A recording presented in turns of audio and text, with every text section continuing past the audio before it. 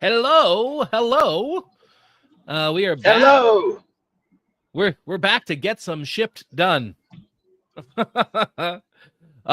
Charlie is here and present, but he's ethereal today and only coming to us with his voice. This show is designed for us to work out loud, and very often working out loud when it comes to me means people are driving or going for a walk, right? Like that's you often work with me Yeah, that way, right, Charlie? yeah. This just me being uh, here where I can hear you and uh, see your screen. If you want to share something with me and talk and give your feedback, I, is what happens a lot. indeed. Well, here, real quick, let's do this. So I want to show people a couple of things.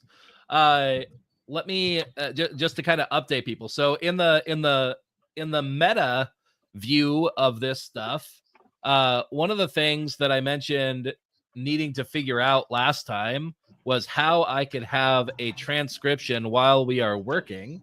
And I figured that out. So there's an app here that I'm using right now that's free on the Mac. You can see if you see my screen right now. Charlie, can you see my screen? I can Uh, see it. That's super cool. yeah, so this is an app called Be My Ears. That's available on the Mac App Store. If you're on Windows, I don't know what the solution is for you because I'm on a Mac, so I look for solutions for things that I need. Uh, but uh, but yeah, so this one is capturing. Well, here, go ahead and say something, Charlie. I think this is a pretty cool tool and part of your superpowers. Yeah, there you go. And so, yeah, so it seems like it doesn't always get everything. So it's getting my audio pretty well. It's not always getting yours. It looks like, but it should Gotcha. be good enough for what I typically run into. Go ahead and I don't know. Let's test this out again. Uh, what's something I can have you talk about? I want if you can give people a quick overview of what referrals while you sleep is. Yeah. So referrals while you sleep automates your follow up and nurture with everyone that you already know on autopilot. All that it takes is an hour a week at max of you doing what's called a duo video. And then we have a system that handles the rest to make sure that you're top of mind and trusted by all your warm audience. So you can get all the leads you want and know that your follow up system is completely handled because the money is not in the banana stand. The money is in the follow up. Interesting. Okay, so it's not doing a great job with your audio. I wonder if there's something I could fix about that. Let's take a look. It's grabbing your audio, so it's obviously going to going into the app. So it's getting it, but it seems like it's either delayed or it's missing some of it. So let me see. Let me see if there's anything I could do to help that from being visible in screenshots. Oh, here.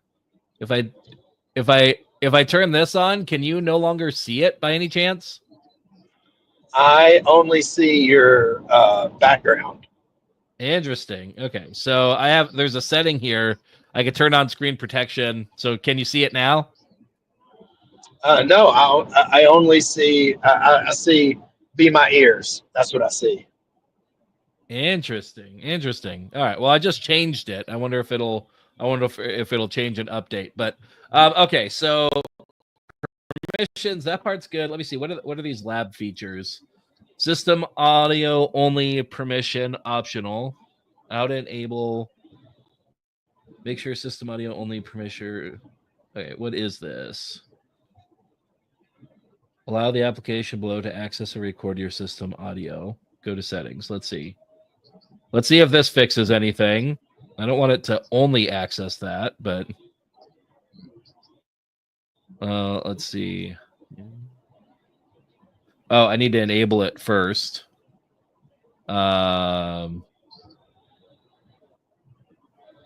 yeah, only access system audio. Use confirm. Okay. Let's see. Did that add it in here? close out of that. All right, I need to restart the app to apply the changes. Let's do that.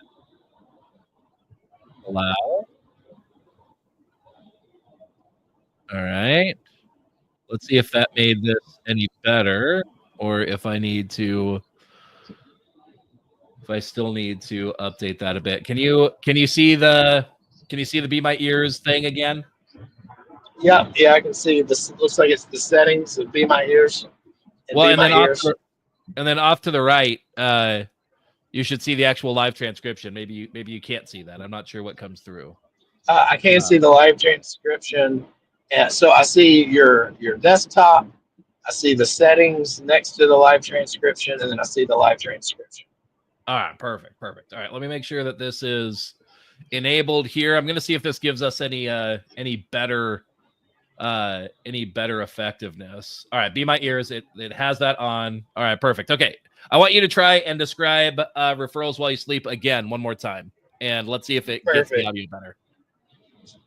Referrals while you sleep automates your follow-up to all the warm audience, all your leads automatically. And all that it takes from you is to have one piece of content, usually within an hour, once a week.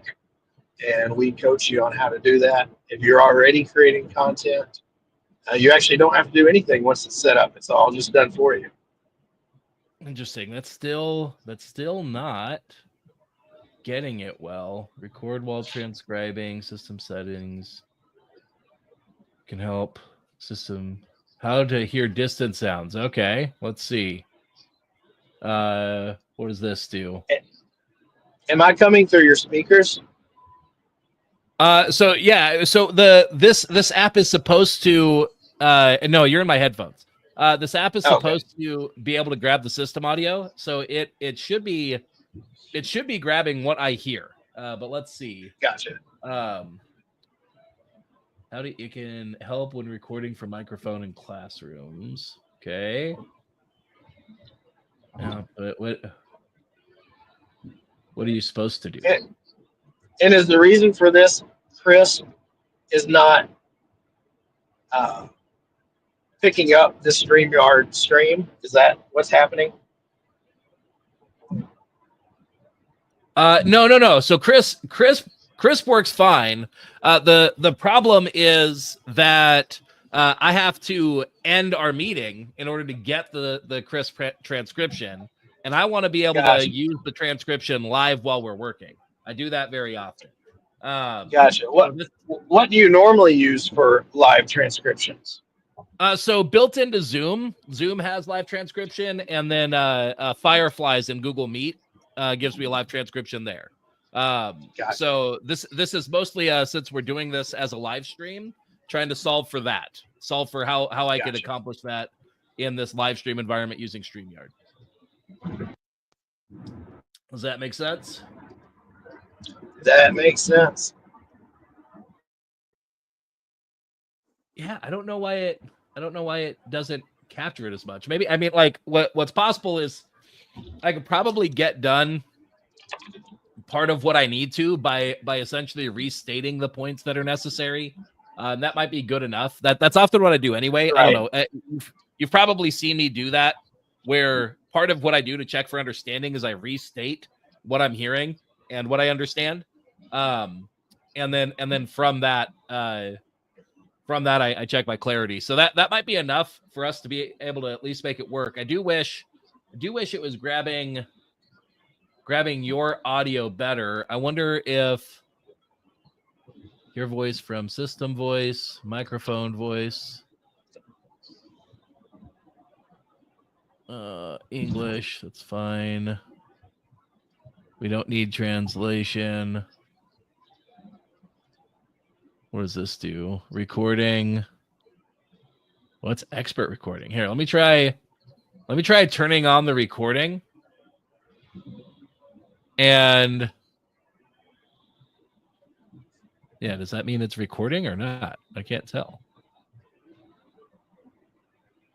It went green. Green usually means it's usually red is usually what you show when you're recording.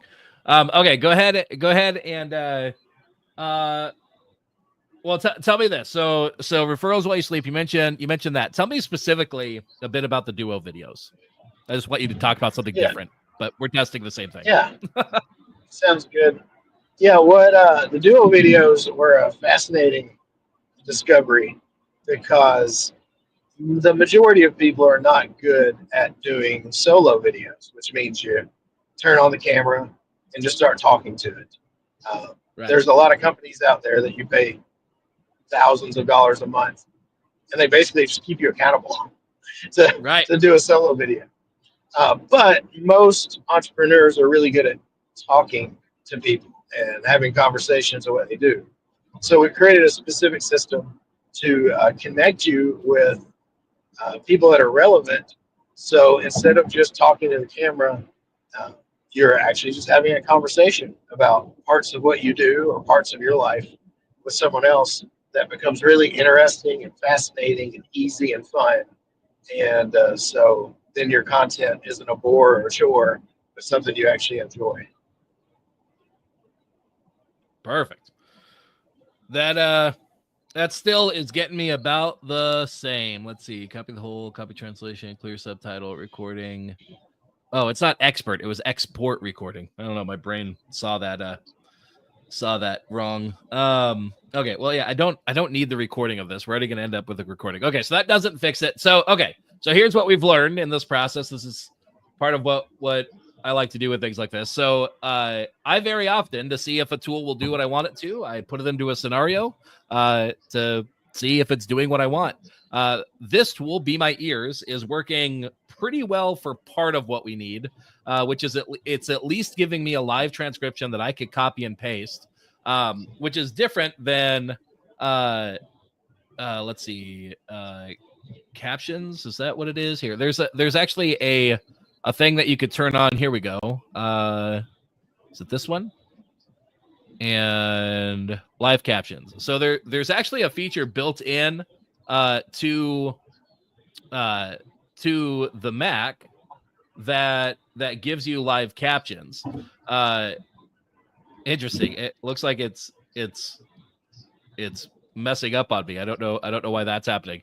But there's a feature built into the map, but I couldn't figure out a way to make it so I could copy and paste the stuff. It just gives me the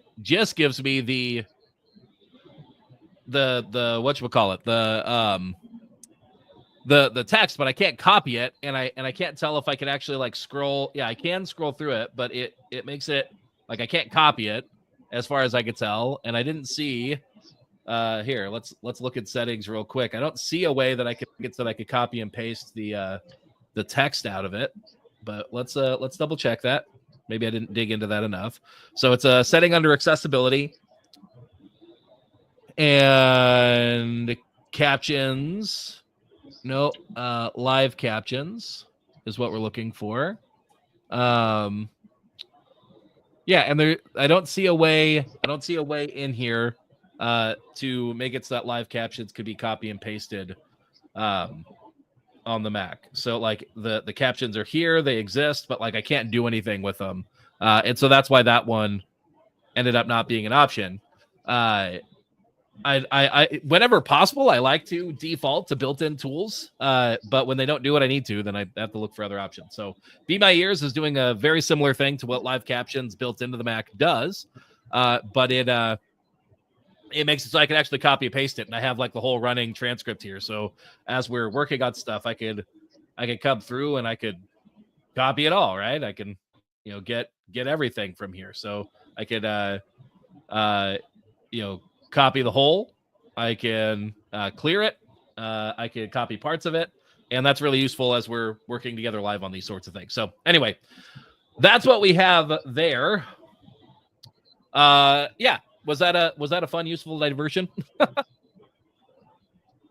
Yeah, I think that does show one really. You're really good at finding software that is effective and free, or at least like really low cost and not per user. Because one of the things that I experienced, as I I built, when I built my real estate team, one of the things that surprised me was, a lot of stuff that's really affordable for me. Once I get a team of 10 people, now it's 10x the cost, or sometimes like 15x the cost, because you got to go up, more per user. And you've got a really good ability that everyone in your AMP Intel elite that's around you, you've got a good ability of saying, hey, here's some stuff that doesn't grow exponentially as you grow. Really good at kind of using the profit first model there. So that's kind of a cool little insight there. Yeah, and like for me, a lot of it is it's kind of related back to it's related back to I want to build in a way where like I don't have to account for as much in order to keep the numbers working. And the more that I build out per user costs into my business, the harder it becomes to scale, where like adding an employee also means I need to not only add the employee costs, but I also need to add software costs.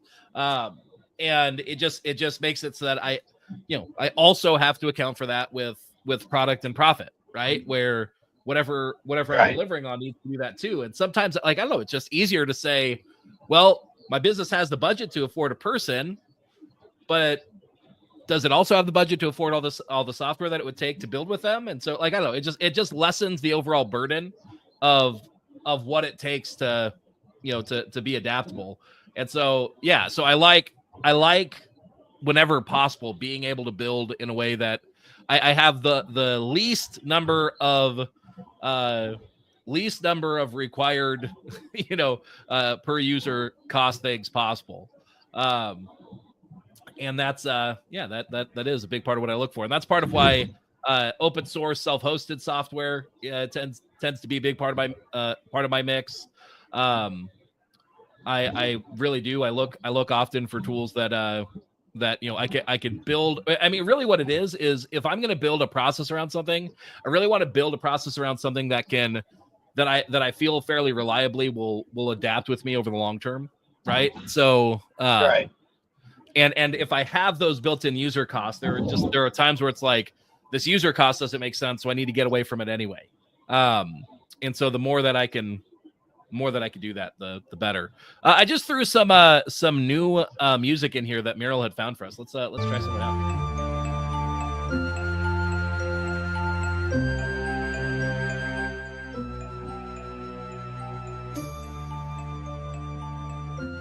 Are you able to hear it? Yeah, I feel like I'm in the middle of maybe the game Prince of Persia. Does that seem right? You are in the middle of the game Prince of Persia, so yeah, it does. It's got a bit of a Ren Fair sort of feel to it, like a epic Ren Fair. All right, let's see what the next one sounds like. Here's Happy Piano. I mean, it sounds fun. I don't know if it's quite the feel that we want. And let's see, how about this? It's like Tom Hanks in the movie Big at a festival is what that was. Right? Oh, this one's feeling good. Yeah. This one's called Hopeful Tranquility Ambient Lounge Loop. All right. I think that one could stay. Should I get rid of Baroque Summer? Yeah. All right. And should I get rid of the Happy Piano? Is there any reason why we didn't use that one? No, I get rid of that one. I like this one. Yeah, this one feels good. All right, let's see what the next one sounds like.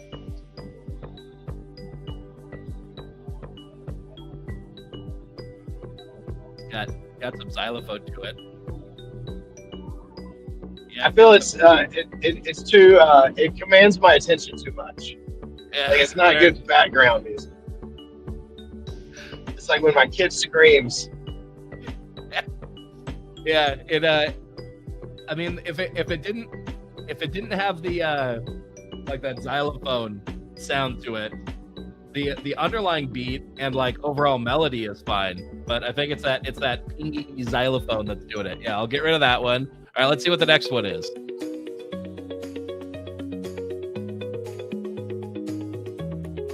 I feel like I'm about to hear Audio Jungle.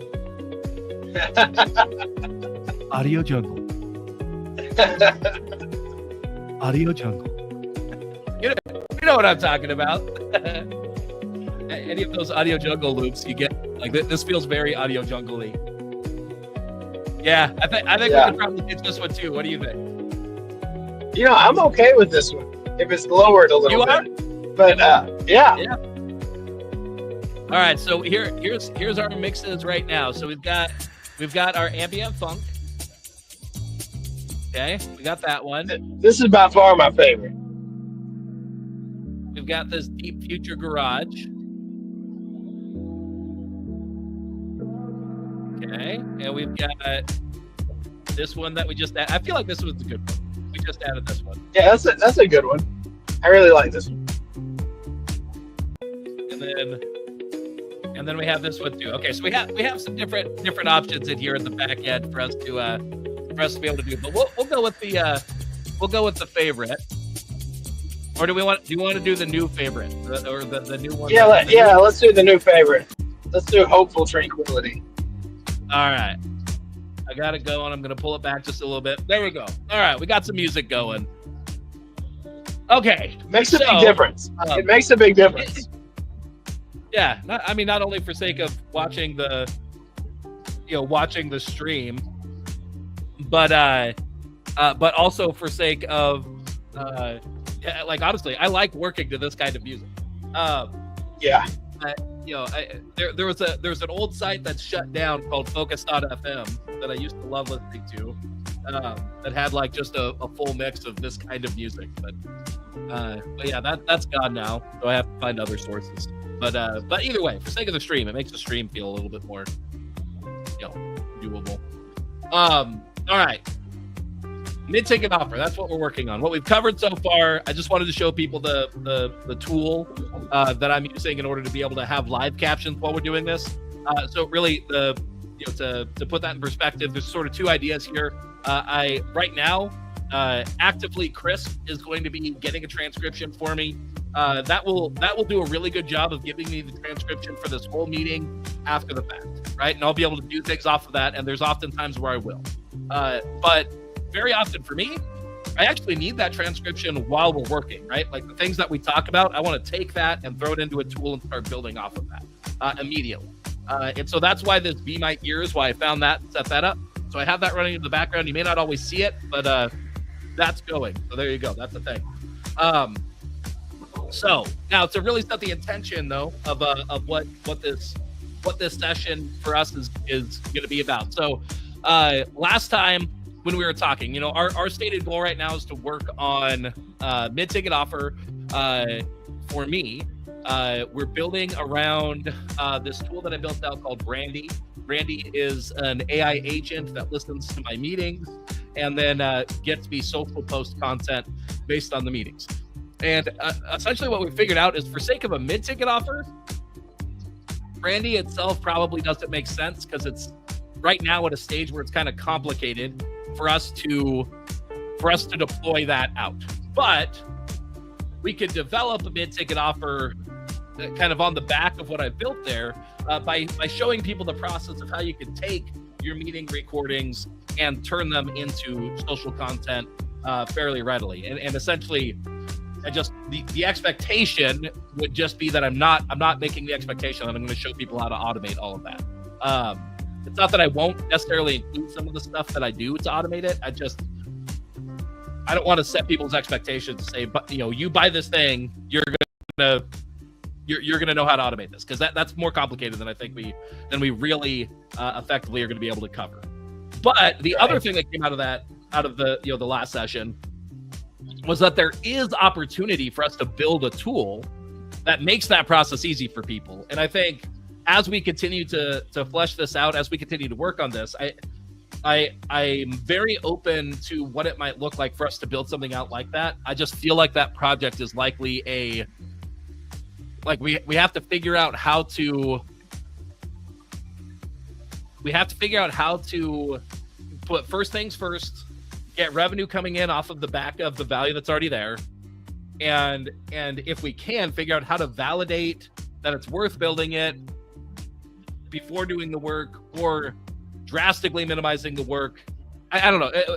There's still some stuff for us to explore there, if that makes sense, of us figuring that out. But I think the idea of long term, us building out a product where we build out like an AI assistant that makes this process easy for people to automatically get their meetings turned into social content for them. I think that's still a thread that we'll continue pulling on. Does that all make sense? Does that sound accurate for kind of where we are? Yeah. Because one of the things like that we're working on is, all right, how do we build our audience? Like that's really the purpose of the MidTicket offer, is how do we like consistently build our audience of our ideal clients profitably or break even. Right. Exactly. And the other thing that I see about the MidTicket offers is building the tools and resources that we need for our premium audience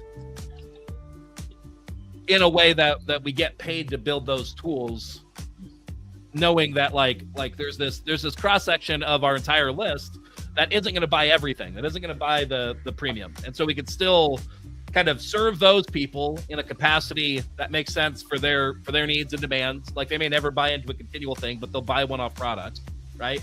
And so we can get paid to build the things that we need for our premium. So it's like it still all kind of comes into that same flow.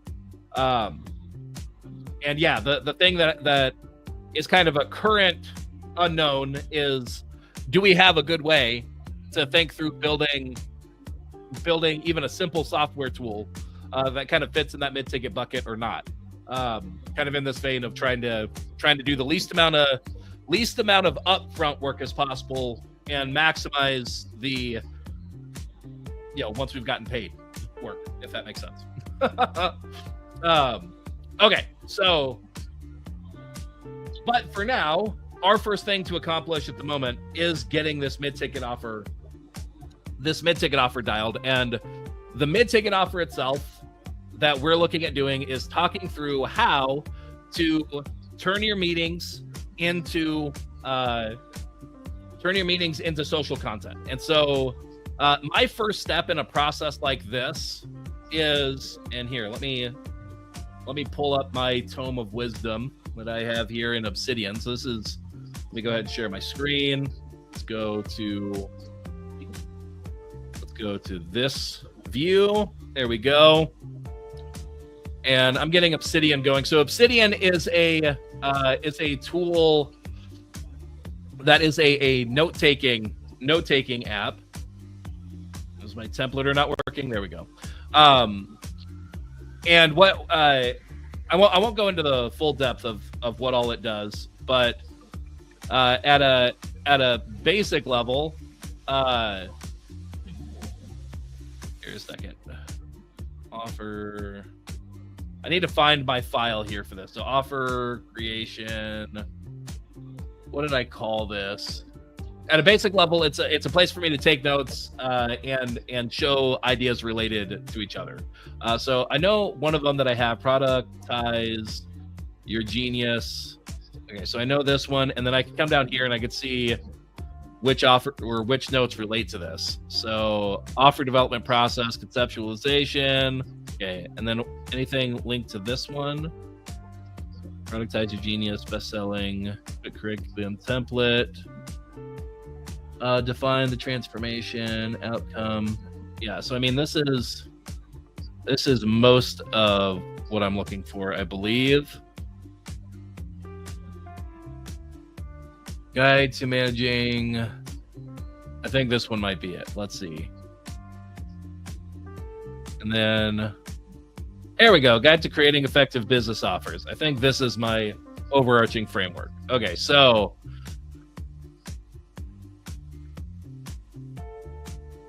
yeah, okay, that's the one that I was already in. Okay, so first off, these are the steps that I need to go through. So number one, define the transformation.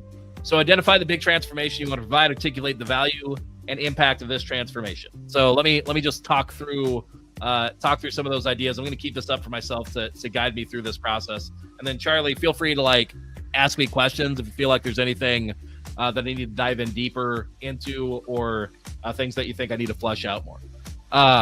So okay. The key transformation that we're helping people with here, we're helping business owners really like this is designed for people that are already meeting with others as part of like where and how they convey their value, right? And so that can happen in any number of ways. That could be real estate teams. If you're a real estate team leader and you meet with agents and you coach them through how to improve their business, that would qualify for this. It doesn't have to be a digital meeting. Any meeting where you're meeting with another person as part of you convey the value. That could be course creators, right? People who are putting together courses and workshops and creating content in order to convey their value. That could be freelancers, people like that who are maybe part of what they do is they onboard clients. They talk people through through what they're looking for. Like even if you're in a not talking heavy sort of zone, like maybe you're a designer and you do like an onboarding session where you get clear on what people are looking for, et cetera, and you sort of talk through those ideas, you spitball ideas, et cetera. So through that process, really your unique point of view typically comes across, where you say, here's what I recommend and why, right? And here's my experience and those sorts of things. So our goal here is that any meeting that happens, that we're able to leverage that as the source and epicenter of our content creation. And for many of us, it feels really easy to do those things where we're either delivering on or meeting with clients or running those meetings. That feels easy. But the part that feels hard is to stop and mentally switch gears into actually creating the content, right? And so the transformation that we're looking to build out here is we're looking to build out the idea that you can do what you're already doing, and through the power of AI, turn that into the content that you need to actually promote what you're doing. Right, that your unique point of view, your unique way of looking at the world, your spark of humanity actually can come and be present in your content. And this is drastically better than just asking AI to create the content for you, because it doesn't come empowered with that. It doesn't come empowered with your unique point of view, the tools, the ways that you think about things, how you get things done. It doesn't capture that. It doesn't capture your experience. And so you either need to actively sit down and do the work of putting together documentation of your experience and your point of view and all of that, or we just leverage the fact that already comes through in the conversations that you're having anyway, and we use that as the context in order to build our social content out of it. So the outcome here is that you keep doing what you're doing, and instead of having to learn a somewhat difficult skill of taking what you do for people and then learning how to talk about what you do for people in a way that people find impactful, through social posts and writing and that sort of thing. Instead of having to learn that skill, instead you learn the skill of how to take what you're already doing and use AI to be like the outside observer, to take that and form it into a new medium for you to then be able to leverage, and to make that process feel really easy so that you don't have to be in a high creative mode in order to get this content done. It's the kind of thing that you can do even when you're feeling tired. It's the kind of thing that you could pretty readily outsource to somebody on your team, somebody either in the States or even overseas, and with virtual help. And ultimately, it's the kind of thing that you can actually fully automate. And so while fully automating it isn't covered in this course, in this that we're doing, the skeleton, the bones of the process that we're going to do is something that can be automated. So that's kind of the overall transformation there, is that what was once hard, but you need to do, of content marketing and getting your message out into the world and in these social channels, now that becomes easy, and it's built off the back of what you're doing already. Does that make sense, Charlie? Yeah. It basically lets you. I like to think of it, it's almost like you can, Gary Vee has a huge team of people that takes what he's already doing and converts it into content marketing. Alex Ramosi, spends $250,000 a month, he says, with a team of people that take what he's already doing and converting it into content. this Right. system is going to do that at a level, of course, not that exact level, but at a pretty high level. Right. You know, probably the 80-20 rule, you know, Right. that does that with the content you already have. Right. Yep. Exactly. All right, perfect. Let's see. So define the desired outcomes. Where do customers want to be? So customers want to be producing this content. I'm looking at these questions on here and make sure I'm answering them. So they want to be producing this content. They want to be attracting a flood of people that see them as a trusted resource, see them as an expert, understand the value that they provide, and ultimately want to, either hire them, work with them, buy their products, whatever the solution that somebody's producing, like that. That's what they want. They want that outcome. So the starting point, most people right now, sure, they've probably dabbled with AI. They've probably seen that it could be hard to get content that actually sounds like you, that actually conveys your point, that it's, I love your word for this. It's generic slop. I also like to call it hot garbage. The AI produces normally kind of this consensus content that technically sounds okay and expert driven, but it's not your unique point of view. It's missing your nuance. And so, there's a few things that happen with this. So some people may have some experience where they figured that out. Some people have maybe even figured out that they can get AI to sound like them, but like, maybe they've had a hard time of seeing how this flow could actually work, where you could leverage your meetings in order to create the content. So I see that being the case as well. Another starting point here is that we have people that they aren't even doing this at all right now, right? Like, so they're having the meetings, but they're just feeling guilty that they're not doing the content. I know that was my point of view, right? Like, it's like, I know better than this. I know I need to be producing this stuff, but I'm not. So what can I do to leverage AI to help solve this for me? And that's why I built this for myself. So let's see. So determine required actions, what customers need to do. So in this process, there's a number of things that customers are going to need to do.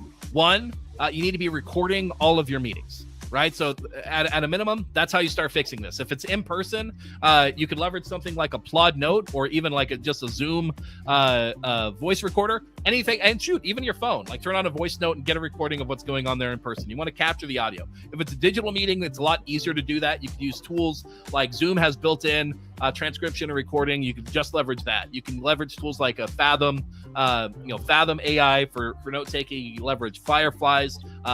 Tool that I tend to use for digital stuff is crisp.ai, because I use it for other things as well, like background noise cancellation. As for instance, like my kids are screaming in the background right now. Well, not screaming, but like, I don't know, they're making noises. And hopefully that's not coming through the stream, because Crisp is taking care of that. But Crisp also will transcribe meetings as well and record your system audio. So I'm able to leverage it to get those transcripts as well. So we need a tool like that. We need to get that set up. So that's going to be part of what we do. The next thing that we're going to need to do is we're either going to need to have a habit of going through and processing our meetings into social content, or an automation that does that for us. But once we have a transcription, the next thing that we're going to do is we're going to take that and we're going to extract out of it all the different ideas that we talked about. So typically, what I found is that every hour of meeting or so, I tend to find easily about 7 to 10 posts per hour of recording, because in the process of meeting with somebody, I'm covering different ideas. And your social posts aren't typically like, here's my entire system, right? It's like a snippet, it's a snapshot. It's when we're looking at like referrals while you sleep, we'd be talking about, occasionally talk about the power of a duo video, right? And then occasionally talk about like, and even talking about duo videos. Like we talk about the problem that people are covering. We talk about how you solve making it easy. We talk about what do you talk about on a duo video, and each and every one of those could be its own unique piece of social content that ultimately gets the message out, right? So it's like you take it and you give people these bite-sized pieces. So that's part of what we're going to do is we're going to take the transcript and we're going to extract out like what are those different bite-sized pieces of actionable ideas, actionable content that we covered in this transcription. We're going to take those, we're going to separate them out so that we have these nuggets of wisdom, right? those nuggets of wisdom, we're then going to take those and we're going to kind of repair them with the transcript so that we get the portions of the transcript that are relevant to those nuggets of wisdom, so that when we process into social posts, we're not wasting tokens by trying to process the whole transcription. Instead, we are right sizing the amount of content that we're giving AI to generate our social post itself. Okay, so that's our next step. From there, now we have what I call an atomic content pack. Okay, so an atomic content pack, and that atomic content pack is going to include those core concepts of what you covered, what your point was, etc., and it's going to include the portions in the transcript that are relevant to you making that point. That we then turn into what I call a my standard or my baseline social post. My baseline social post is going to be it's not exactly long form, but it's not short form, right? It's not a tweet. It's more like a mini article. It's like an atomic essay, right? Where what you're doing is you're conveying that point as adequately as necessary in a way that somebody could read it and really understand what you're looking for. And the reason why we start with that is because it's really easy to go from that into any of the other styles of content that we want to do. And for a lot of people, you could literally just stop there, right? You could stop there and you can have your standard content and you use that and you leverage that and you might have enough with that. If you want to then take it and make it more adaptable, you could take that piece of content and turn it into, what would this look like as an individual tweet? What would this look like as a tweet thread? Or whatever they call them on X now. What would this look like if this was a short video script? What would this look like if this was an Instagram carousel, right? What would this look like if it was a LinkedIn essay? What would this look like if it was a LinkedIn post? What does this look like on, I don't know. You get the idea of what I'm saying there, right? Yep. So we have our standard social post, and then we turn it into our derivative versions of that social post, and then from there, I mean, you publish it, right? And so it's the tools to get it out and publish it. There's lots of different tools that you could work with on that. I don't really have a hard and fast recommendation for that right now. There's a few that we've used that I like for this, but really it's anything that lets you take the content and then get it scheduled out. I do tend to like tools, if possible, that let me add content to evergreen drip buckets, and then so you manage the content library separate from the distribution scheduling. So you set the schedule and you say, okay, you're going to pull from this bucket and just fill in the posts as needed to drip the content out over time. So that I like tools that do that typically, but it's also perfectly okay to just do that manually yourself. To say, I have, here's my content. Let me schedule this out for the next month or so. Does that make sense? Oh, I might have lost you there, but no worries. So that's the idea. That's the process there that we are flowing through and doing.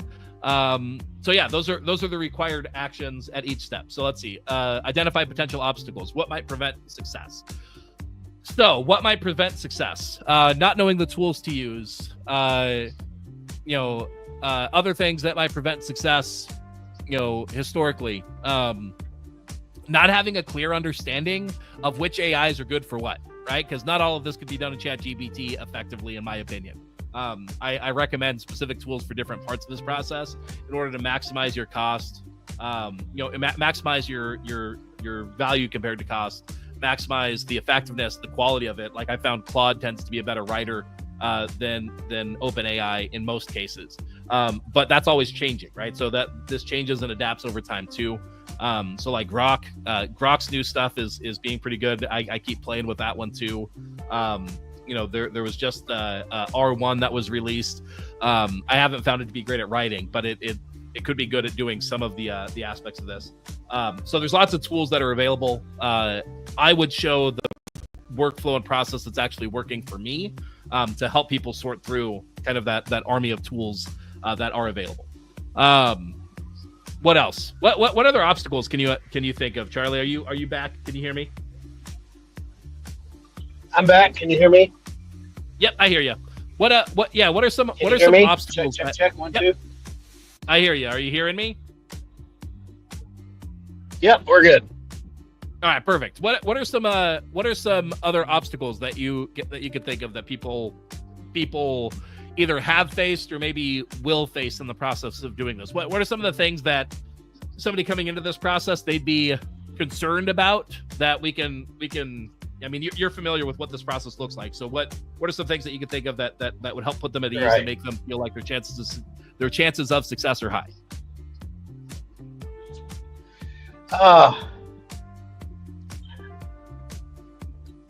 I mean, I would say if you're comfortable having a Zoom meeting or having a recording in the background, some people might be concerned, like, hey, can I use this recording if, like, what if the person I'm talking to doesn't want to be recorded?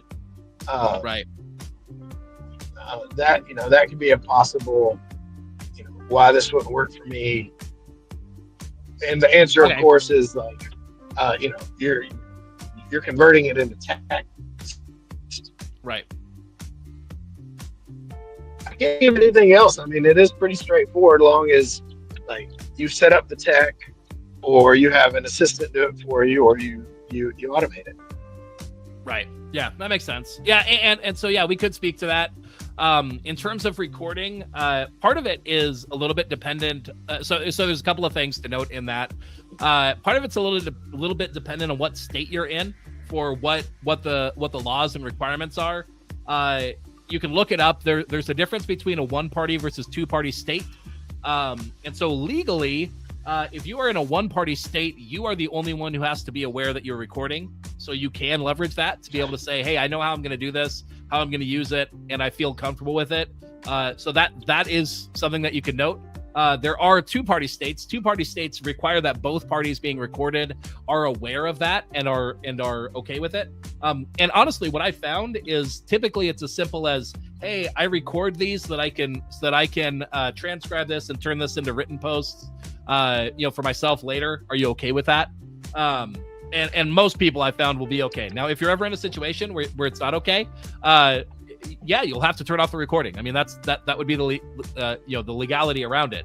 I will tell you that right now, I have been doing this kind of process and running meetings in this way at this point probably for about 4 or 5 years, where I'm recording them and leveraging those recordings. I have yet to have one person that has said no, don't record. I haven't had anyone. So luckily, it's not typically a problem. So that's worth noting. The other thing that I could see that would potentially be an obstacle for people would be feeling like this is too hard of a tech process, right? Like maybe they haven't explored AI, they're not familiar with this. So what I would say to that is that we're going to be showing exactly what to do, step by step, showing you the exact tools. You're going to be seeing over the shoulder what we do. That's how we build these things out. The plan is that we're going to be offering this in a workshop environment where you get the opportunity both to not only see how it's done, but also get the opportunity to stop, ask questions, and force us to give you the information that you need to confidently move forward and get the help that you need.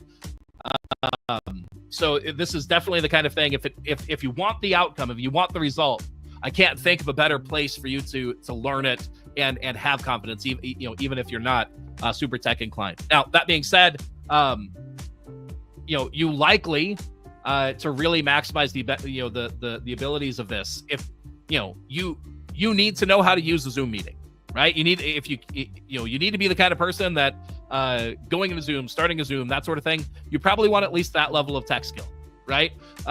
If that feels hard for you, this is probably going to feel hard too. So it would not be a good fit.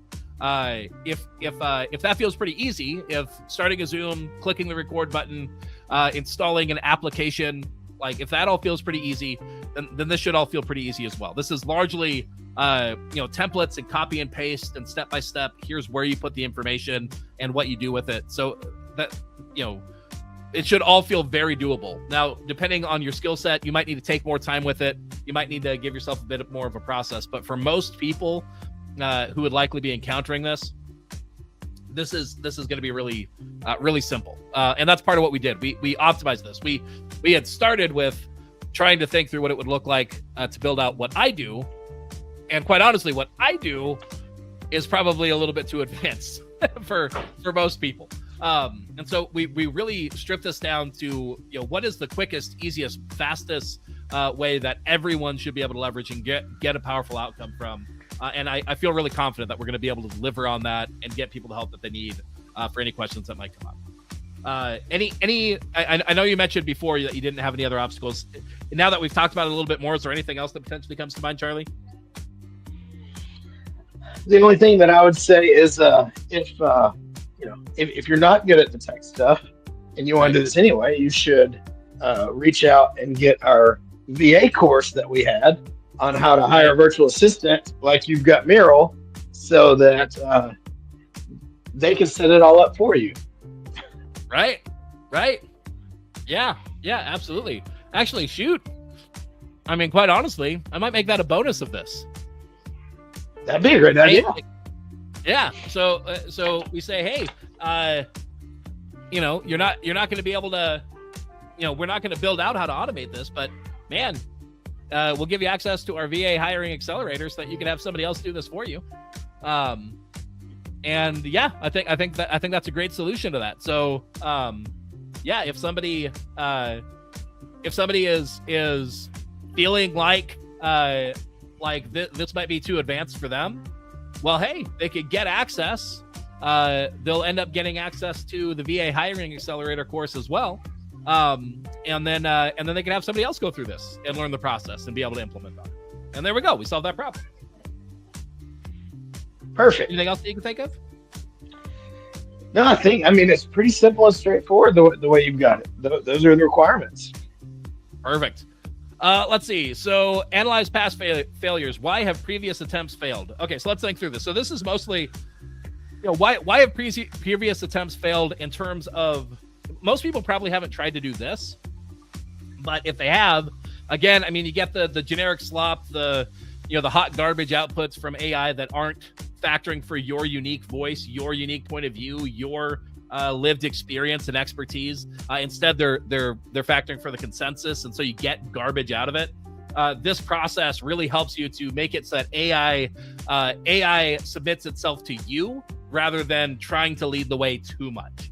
Right. And so and as a result, you get over that where the posts actually start sounding like you. The posts actually feel like you. They feel like, the way that you word things, the way that you talk about things, the examples that you'd bring up. But not only that, they also start to sound like you and start to sound like the way that you would do these things, but in those social environments. Right. So it really helps to mitigate that. For anybody that isn't currently doing the social posting, what you've probably tried in the past, maybe you've tried paying for somebody else to do this for you, and you end up encountering that it's still the same sort of thing, right? Like, it still takes the time of meeting with somebody to get them clear on your tone of voice and all that sort of stuff. And what's powerful about this process is that AI is actually able to just observe and understand it, because it can process your transcriptions like somebody sitting on all your meetings with you and starting to understand and think just like you do. And it's really hard, actually, to find a human that can do that reliably. It would be boring for most humans to sit and just be on your calls and try and understand what you're talking about in an attentive way. But AI doesn't get bored, right? It's able to just sit there and understand and do that. So it's able to do that for you. It doesn't get bored yet. Yeah, fair enough. So it helps to overcome that, where it's like, if you've encountered that it's kind of hard even to hire humans to do this process for you. In many ways, AI can actually do this better than some humans will, because it takes less time to train it on understanding you. You just provide it the context of your recordings, and it's able to understand you through the recordings, through the transcripts. So that helps with that. What else? So people have tried, maybe they've tried like templates and tools and systems that are designed to make it easy to do the social posting. But let's be honest, it's still hard to switch gears from, I convey this content, to now let me write about this content. But you know what's really good at doing that, and it feels really easy for it? AI is really good at, you provide it, here's my content and here's my templates. I want you to make my content written like these templates, right? And so if you've done things like that in the past, and if you have access to those, shoot, like this is actually a great pairing, a great way to further maximize and leverage those. If you've got somebody that you follow that you're like, man, I really like the way that they post, I really like this style of content, I bought this course, I've done this thing, and it's designed to help me make this easy, but it's never really worked out because, again, I have to build a new habit. Man, this is a great fit for that too, because you can still leverage everything that you've got access to, but make it easier to go from your meeting to actually getting that social content out there. What else have people tried? People have tried to build a habit, but it's really hard. It's like every day, it feels like you're staring at a blank page. You're staring at a blank page, and trying to be creative day after day after day is hard. But you know what isn't hard? It's not hard for you to do what you're already doing. It's not hard for you to meet with people. It's not hard for you to have those conversations and solve those problems, right? So that's not hard. And so we're leveraging the thing that's not hard in order to make the thing that is hard easy. And so, yeah, if you've stared at a screen thinking, like, what am I going to post? Or it's like, maybe you started and you tried a number of times and it's like, you did a good job. Like, for me, I was able to get myself to post every day for a month. And the way that I did it is that I set a bet that if I didn't, any day that I didn't, I would have to donate to a cause that I hated. And so, yeah, that was enough to get me to do it. But man, I mean, that is a completely different feel in terms of building that habit and building that strategy. And like, I still leverage that sort of thing. But man, wouldn't it be nice if the aspect of that, where it's like you didn't also have to figure out something new to say, something creative, right? Like where you're able to just leverage what you're already doing to get done what you want to. So I know for most people, even getting to 30 days is hard, right? It's like maybe you've tried and you were able to post for a week and do it every day, or maybe you tried and you're able to get a post or two done, but then it starts slipping, right? So if you've looked at your social feed and you felt guilty about how much you're posting compared to what you want to, right? Like this is a great way to have another tool in your tool belt to be able to make it feel easier to get that posting done, to get that content out there, to share your unique point of view, your unique message with the world in the way that you need to start building that audience, creating influence off of the back of what you're already doing to help people. What else? What else have people tried in the past that's failed kind of in this zone, Charlie? Yeah, you kind of mentioned it, but they may have like video day, right? Where they pay a videographer, they go there, like, all right, we're gonna do it once a month or once a quarter, and we're gonna shoot videos for 2 straight days or a day. And of course that's expensive, stuff comes up. You do that. I think another thing, you kind of mentioned it, but they'll have a prompt pack that someone will say, hey, here's how to generate. One of the things that's good about your process is getting it dialed in is not just a prompt, but it's a system to refine it.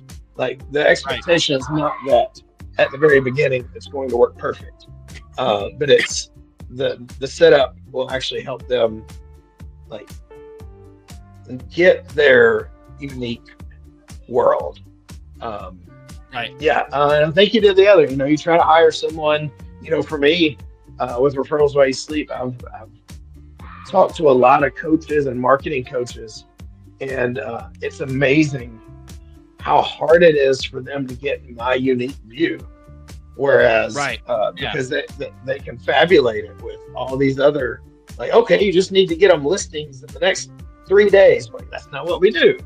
And so the blank slate aspect is really valuable. Yeah, that makes sense. So let me reiterate some of what you just said. So it operating from your context and not coming pre-informed with ideas of what it means is really helpful, because it's really hard for humans to do that, right? It's really hard for humans to not simplify your ideas back to what they're already used to, right? And it's really hard for them to really understand nuance of what you do and how you describe things, right? Like they don't, other humans need to go through your life experiences to really understand the way that you approach and market your services, right? So that's really hard for humans to do well. And if you found resistance in that process of kind of getting humans on board with you, AI actually does that really well. Because like you could tell it, hey, forget everything that you know, just operate off of what I'm telling you. And it's like, okay. And it does that. And it does that pretty well. So yeah, that could be really helpful. What was the first I want to reiterate the first thing that you mentioned because it's not coming in my transcript well. What did you mention before that one? So it was the video day at a location, and the other was perfect. They've tried Perfect. and the other was they've tried prompt packs, but you've got a system to tweak it. Perfect. Okay, cool. So if you've tried something like doing a video day or trying to bulk create stuff in the past, like especially like sitting down doing videos, like I love it. It's a great way to do it. But here's the reality when it comes to turning videos into your long-term social content.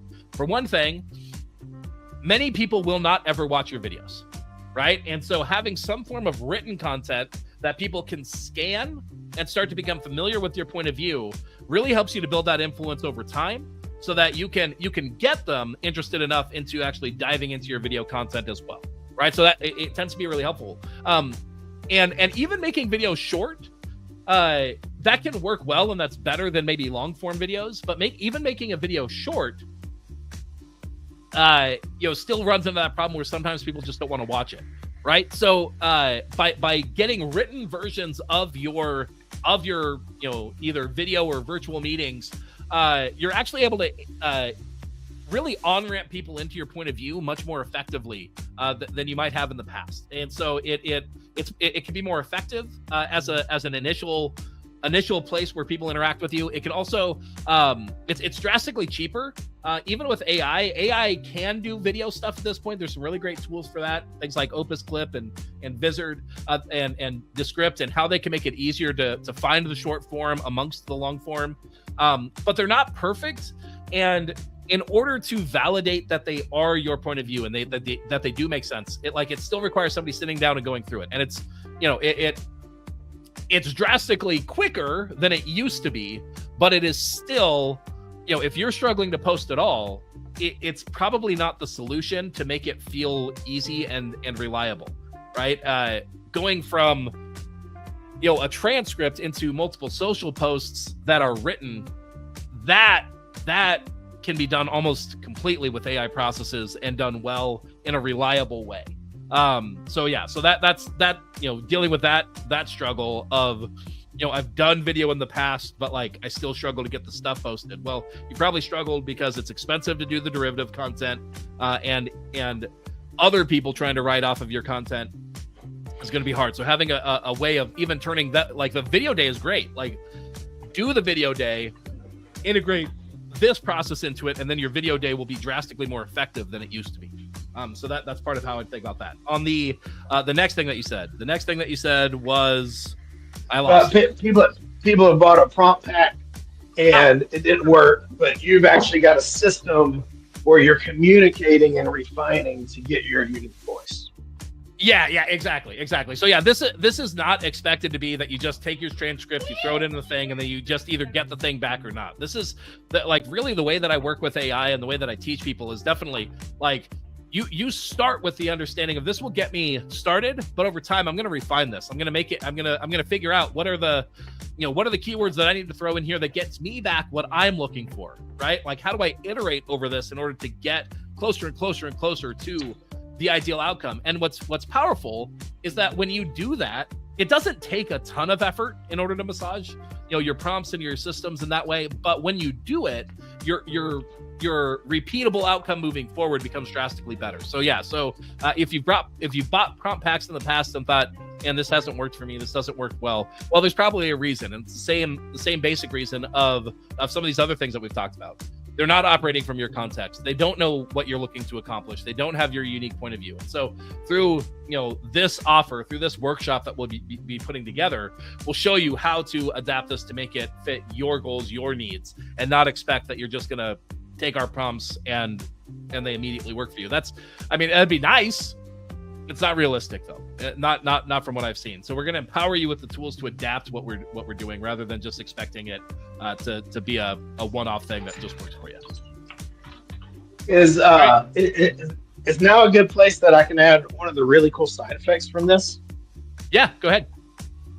So one of the really cool side effects with this is as you build up your recordings and your unique perspectives, that can become the foundation where in the future, when you get new recordings, it doesn't require as much editing. Right. And so like one of the things that I've done is I've been taking like short videos from Alex Hormozy or Story Brand, and they just have like a tactic. Say you need to do this with your messaging, and so I'll actually say, hey, apply this 90-second tactic to my foundation, and it's creating really good stuff. And at a deeper level, I'm going through a training right now, and it wants me to create my ideal client profile according to like their specific scenario. And of course, like I've used your system and I've got this whole foundation of what I do. And so I was able to say, hey, take this hour-long transcript, read it in detail, and fill it out according to what I do. And so like something that, you know, I probably never would have done well, I was able to get done like probably in like 15 minutes at a super high level. Right. Yeah, I love it. Love that. It's foundational, so you can exponentially keep getting better and better. Love it. Okay, so let me reiterate that idea. So, what I heard you say is that this process that we work on, not only does it solve the problem of creating the social content kind of as you go, right? It starts working right from the beginning, but it also actually helps you to start to build up the assets, to build up the point of view, documentation around customers, around what your business does, all of that. It starts building out these assets that you could then use and deploy. So, you know, even without having to provide full context, it can adapt things. Like if you hear of a framework or a process or a template you want it applied to your business, building out your business around these sorts of processes starts to make it that you kind of already have ready the tools that you need to deploy on other people's ideas and other things as you grow and learn in the future as well. Does that sound right? Yep, that's right. All right, perfect. All right, cool. Okay, I'm here. Can you hear me? Yep, I hear you. Okay, so that covers our overarching customer journey. All right, now we're in the next stage of our process where we actually go through and we're going to leverage this in order to define what so when I'm building out an offer, I first and foremost, I don't think about what the offer itself is until I've clearly defined, like, what are people struggling with? What am I going to help them do? Like, I think about that first. And I think about the journey and what they've encountered so far.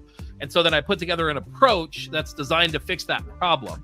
And typically that's around the curriculum and that sort of thing. So that's my next step, is to take everything that we just and sort of put it together into a structure that feels like a product, a tangible thing. And so that's what I'm going to go through and do now.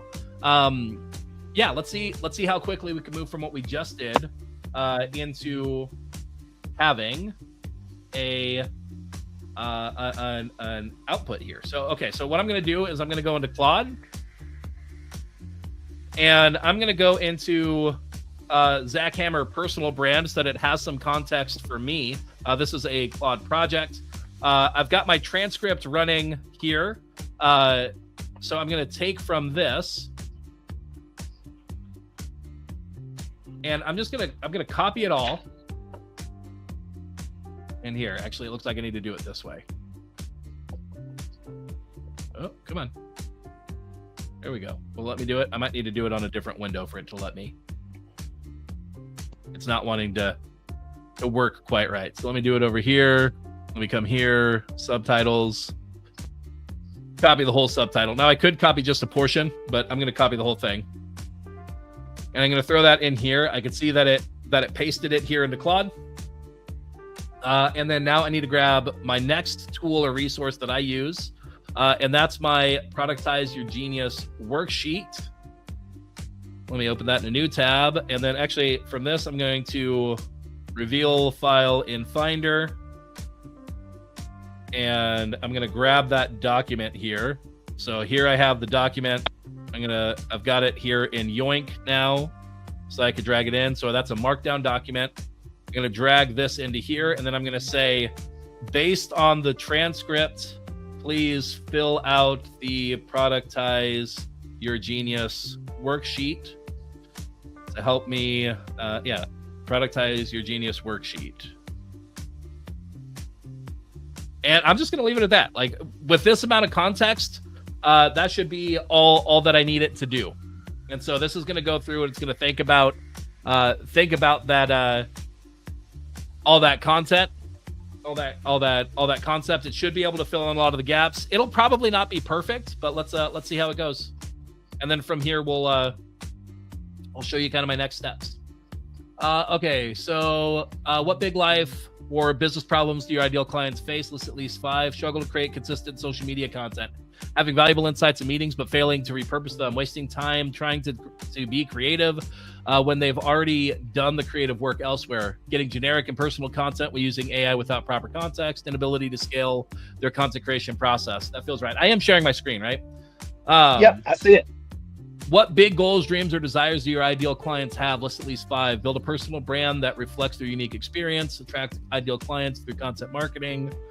Establish themselves as trusted experts. Create content that genuinely sounds like them. Build a consistent presence without it consuming all their time. That sounds good. What would your ideal clients call themselves? Real estate agents, mompreneurs, nonprofit leaders, real estate agents, brokers, creators, workshop providers, freelancers, consultants, SaaS owners. So part of what this is doing, this is something that's worth noting. So I see this. Part of what this is doing is this is adapting itself based on the context of this project that I'm in. So the project knows a bit about how I describe myself. So it's bringing that into this, which may or may not be advantageous at this point. So just note that, like, your results might vary. It may not come up with the same things based on that transcript I just gave it. This is this project that I'm in, the Zach Hammer personal brand. That's part of why it's pulling in some of this context. I've got a project I use a lot that talks about both realtors and lenders. And so sometimes I've got to tell it for realtors only or for lenders only. Right. Exactly. Worksheet 1B, clarify your impact. What specific problems did they have when they first started working with you? They struggle with consistent content creation despite having valuable insights. They had meetings with clients where they shared their expertise, but this knowledge stayed trapped in those conversations. When they tried using AI for content, it produced generic slop or hot garbage that lacked their unique voice and perspective. See, I love it. It pulls in my own words, right? Or your words in this case. Generic slop is yours. Hot garbage is what I call it. What specific results did they get during or after working with you? They started leveraging their existing meetings and conversations as the source for creating authentic content. They established a reliable system to extract their insights and transform them into various content formats that maintain their unique voice and expertise. How was their life or business different? List the exact outcomes they experienced. Consistent social media presence without the typical creative blocks. Content that genuinely represented their unique perspective and expertise. Ability to repurpose one meeting into 7 to 10 social posts. Save hours of content creation time weekly. Increase visibility and audience growth from consistent posting. Ability to easily delegate content creation to team members or VAs. Yeah, those feel like good outcomes. What do you think? Yep, I think so. What other positive shifts or transformations occurred in their life or business because of those results? Reduced stress around content creation, better client attraction as their authentic voice reached more people, building of long-term content assets that represented their expertise, documentation of their methodology and approach that could be used for future products, ability to focus on their zone of genius while still maintaining visibility. That sounds good. How do they feel about their progress and themselves during and after working with you? They felt relieved that they could finally share their knowledge consistently without it being another difficult task. They were proud of the content they were putting out because it genuinely sounded like them rather than generic AI content. Felt in control of their brand narrative while spending less time on content creation. Man, this is feeling really good. I feel like this is something people would want, huh? Yeah. Had they not worked with you, where would they be now? What would they have missed out or lost? They would still be inconsistently posting content, feeling guilty about their social media presence, and missing opportunities to connect with potential clients. They would continue struggling with the paradox of having valuable insights, but failing to share them broadly. Their expertise would remain trapped in one-to-one conversations rather than building their authority at scale. Man. Yeah, I can relate to that. When we're done, I'd love to share. I'd love to see if you could do, one of my favorite things to test with this is whatever the response is, to say that's a great level 1 answer. Can you please give me a deeper level 2 answer? Be interesting to see what it would do there. I might not go that direction with this portion here. I'll show you what I go to next from this. Perfect. because where I go from this is I try and get it to use this to build out. I call it a one sheet, and so the one sheet is just designed to be like, all right, if this is what we're building out, how would you describe this as kind of a like an elevator pitch sort of idea? Gotcha. So like, and typically what I did here, by the way, I adapted. This worksheet is actually a worksheet that humans would typically fill out. And I figured out if I just talk through these answers and then give it to AI, it's actually able to fill in a lot of these gaps for me in a really powerful way. And so it shortens my process if I don't have to sit down and write out these answers. I just have a conversation like I just did with you. Okay, so identify core outcomes from the information. Top 7 outcomes appear to be: transform existing meetings into 7 to 10 unique social posts per hour of content, create authentic content that genuinely sounds like you and your unique perspective, establish a repeatable system for consistent content creation, save hours of time by leveraging work you're already doing, build a content library that documents your expertise and methodology, easily delegate content creation to team members or virtual assistants, and overcome creative blocks by using conversations you're already having. And those sound like the right outcomes. Order your outcomes. The ideal order for client transformation: record and transcribe your existing meetings and conversations. 2, extract key insights and ideas from transcripts efficiently. 3, transform those insights into your baseline social content. 4, adapt your baseline content into various formats and platforms. 5, establish a consistent publishing schedule and system. 6, delegate parts of the process to team members or automation. And 7, build a comprehensive content library documenting your expertise. Man, that feels pretty good. The one thing I don't know if I'm going to include number 7 in this or not, and that might be like a surprise bonus of talking through that idea and that impact, but I don't know if I want to make it part of the course, because how I would talk about doing that is a little bit different, right? Like that really goes back into some of my core concepts in AMP Intel around like how you actually build out your systems and your content library and all of that. But yeah, so I might give people the idea, but I don't know if I want to cover that in depth. And what is that line? I can't see it on my screen because it's so small. Build a comprehensive content. Boom, roasted. Build a comprehensive content library documenting your expertise. Gotcha. Yeah, that makes sense. Refine your unique approach. Final list of steps in order. Record and transcribe your existing meetings and conversations. 2. So, by the way, part of what this is doing, we are, if our offer is like, here's the way that I think about it. Anything that I teach, anything that I provide to people, there is a clear and meaningful action that somebody should take in order to get the results. Right. And so this is defining it in a list of sequenced steps to say kind of the high level actions that somebody takes in order to end up with the result that we're promising them. And it's trying to put them in order based on what we described. So number 1. Can I just say, interjecting? Yeah. That is also one of your real superpowers. You know, as part of your action oriented, you have to get stuff done. Right. And it's something that, it's a real gift. It's something that I'm not good at. But the fact that you were like every single step, like there has to be one thing you do, often with multiple options, but right. you pick, you do this, you get this result. Right. That is just a really good example of like, that's how you live. That's how you do all your one-on-ones. That's how you do all your courses. So, right. Well, and I mean, it's really key because it can be really easy if you don't define it that way to end up building courses where people have lots of insights and information, but they don't have any clarity of what to do with it. And here's the reality. If you don't provide them the clarity of what to do with it, in their mind, they're left with this, it felt good, but what do I have to show for it? Right? And the only way that we give them something to show for it is that they see action that has happened, that moves them forward, that gets them doing something different, that changes what they're doing in their life from where they started to where they end up.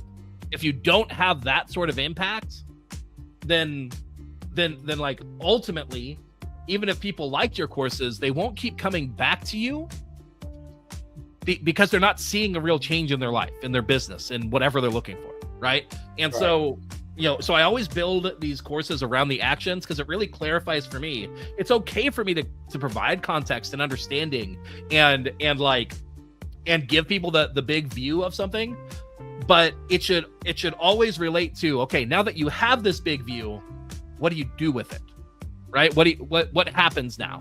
Because if you're missing that, then it's really easy to, make people feel good without actually giving them something to do, without giving them a way to have a meaningful impact.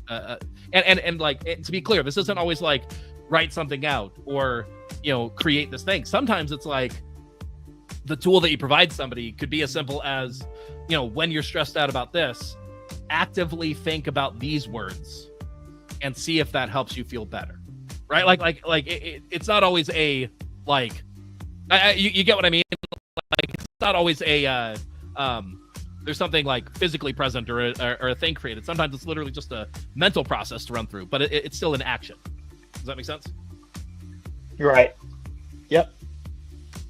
Perfect. All right. Anyway, okay. So you refine your unique approach. Final list of steps in order. Record and transcribe. Yep. Extract key insights. Yep. Transform those insights into baseline social content. Yep. Adapt your baseline content into various formats and platforms. Yep. Establish consistent publishing schedule and system. Yes. Okay. Perfect. And then essentially number 6 and number 7 kind of become they are either bonuses or just ideas that we touch on to say, hey, here's some further opportunities. So I like that. These are the 5 steps that I would do. Okay, so now we want to brand the approach. So this is it actually helping us take these ideas and putting it together in a format that feels more like a that feels like an easy to flow through follow system. And so it's naming the steps. Let's see how it did and let's see if we like it. Number 1, capture. Number 2, extract. Number 3, transform. Number 4, adapt. And number 5, distribute. And that feels pretty good. What is that? It's a CTAD. So sometimes you can adapt. Yeah, sometimes you can adapt it further and get it to be a full on, acronym acrostic kind of thing where it makes sense. In this case, I don't think I want to take it any further than that. I like this. Capture, extract, transform, adapt, distribute. And then capture is record and transcribe. Extract, identify key insights and content nuggets. Transform, create your baseline social content. Adapt, customize for different platforms and formats, and then distribute. I like those words. How do you sit with those words? Would you change any of them? Yeah. You like? No, simple and clear. I like it. Perfect. All right, perfect. All right, and then name your unique approach. So this one is the one that I tend to actually have to work on the most, because this is it's not necessarily the name of the course. It may be the name of the course, but it's the name of the method, right? The name of the process that we're running people through. So let's see what it came up with. So the meeting to marketing system, the conversation conversion framework, the meeting repurposing method, the content extraction system, the authentic AI content method, the meeting leverage framework, the effortless content system. That's what I'm leaning toward. I like that. Yeah. The conversation to content method, the meeting content extraction system, the authentic automation framework. I like the effortless content system from these. And it's trying to say which one you should do. I don't like theirs. I would go with the effortless content system. What do you think about those options? And would you have any feedback for me to run through to try and come up with a different name? My first was meeting to marketing, but the effortless content system is what everyone wants, and it's true. Yeah, exactly. And I mean, really, it's the heart of what we're trying to get at, right? Right. All right, so let's tell it that. Let's say I want to go with the effortless content system. Can you please leverage the information we just covered and put together an artifact as a one sheet to describe this system? Cover things like what it is, why it matters, who it's for, how it helps, what specifically is done, i.e. the steps, etc. Give enough context that someone could read the one sheet and really understand if it's for them, how it would help, and what it would get them. And so an artifact is going to be kind of a document that it generates. It's this thing off to the side. And so let's see how it does. The effortless content system. Transform your meetings into authentic social content. What it is. The effortless content system is a revolutionary approach that transforms the expertise you already share in meetings, client calls, and consultations into consistent, authentic social media content without the typical creative blocks or additional time investment. The system flips the traditional content creation model upside down. Instead of starting at the blank page trying to come up with ideas, you simply leverage the valuable insights you're already sharing in your day-to-day conversations. Why it matters. Most creators, consultants, and business owners struggle with consistent content creation despite having valuable insights to share. When they try using AI for content, it produces generic slop that lacks their unique voice and perspective. The result, inconsistent posting, content that doesn't truly represent you, and missed opportunities to connect with potential clients. Your expertise remains trapped in one-to-one conversations rather than building your authority at scale. Who it's for. The system is for real estate professionals looking to establish authority and attract leads, creators and workshop providers who share valuable insights in their sessions, consultants and freelancers whose expertise shines in client meetings, coaches and experts who need to scale their thought leadership. Perfect. And then SaaS owners, particularly in real estate, building authority in their niche. So I would get rid of, in this case, particularly in real estate, and I'd just leave it at SaaS. The reason why it's saying particularly in real estate is because I have personal experience working with real estate SaaS companies, and so I've included that in my personal brand. But the reality is this content is going to be relevant whether or not it's a SaaS, real estate SaaS or not. If you're someone who excels in conversations but struggles with turning that brilliance into consistent written content, the system was built for you. The transformation from struggling with blank page syndrome and inconsistent posting to creating 7 to 10 unique social posts from each hour of meeting content, publishing authentic content that genuinely sounds like you, not AI-generated fluff, establishing a repeatable system that works even when you're busy or tired, building a comprehensive library that documents your expertise, easily delegating content creation to team members or virtual assistants. I'm not sure if I'm going to include those last two in it, but I think that makes sense overall. How it works, the 5-step process. Number 1, capture. Record and transcribe your meetings, calls, and presentations using simple tools like Zoom, Crisp.ai, which is spelled wrong, or Firefly. This works for both virtual and in-person conversations, capturing your expertise as it naturally flows. Extract. Identify and isolate the valuable nuggets of wisdom from your transcripts. Each hour of conversation typically yields 7 to 10 content ideas, insights that would have otherwise remained trapped in that single interaction. Transform. Convert these extracted insights into baseline social posts that maintain your authentic voice, perspective, and expertise. This isn't generic AI content. It's your content powered by AI. Adapt. Customize your baseline content for different platforms and formats. Twitter threads, LinkedIn posts, Instagram carousel, short videos, and more, all while maintaining your unique voice and perspective. 5, distribute. Implement a consistent publishing schedule and system that keeps your content flowing without daily creative effort. Optional. Set up evergreen content drip systems for maximum impact with minimal ongoing effort. Perfect. What makes this different? Unlike other content systems that require daily creative effort, produce generic AI content lacking your voice, or force you to learn new skills, the effortless content system leverages work you're already doing, creates authentically you content by using your actual words, fits seamlessly into your existing workflow, produces better content the more you use it, as the AI better understands your unique style. And that sounds awesome. Creates better content the more you use it. That feels like NLP hypnosis sort of suggestion there. Right.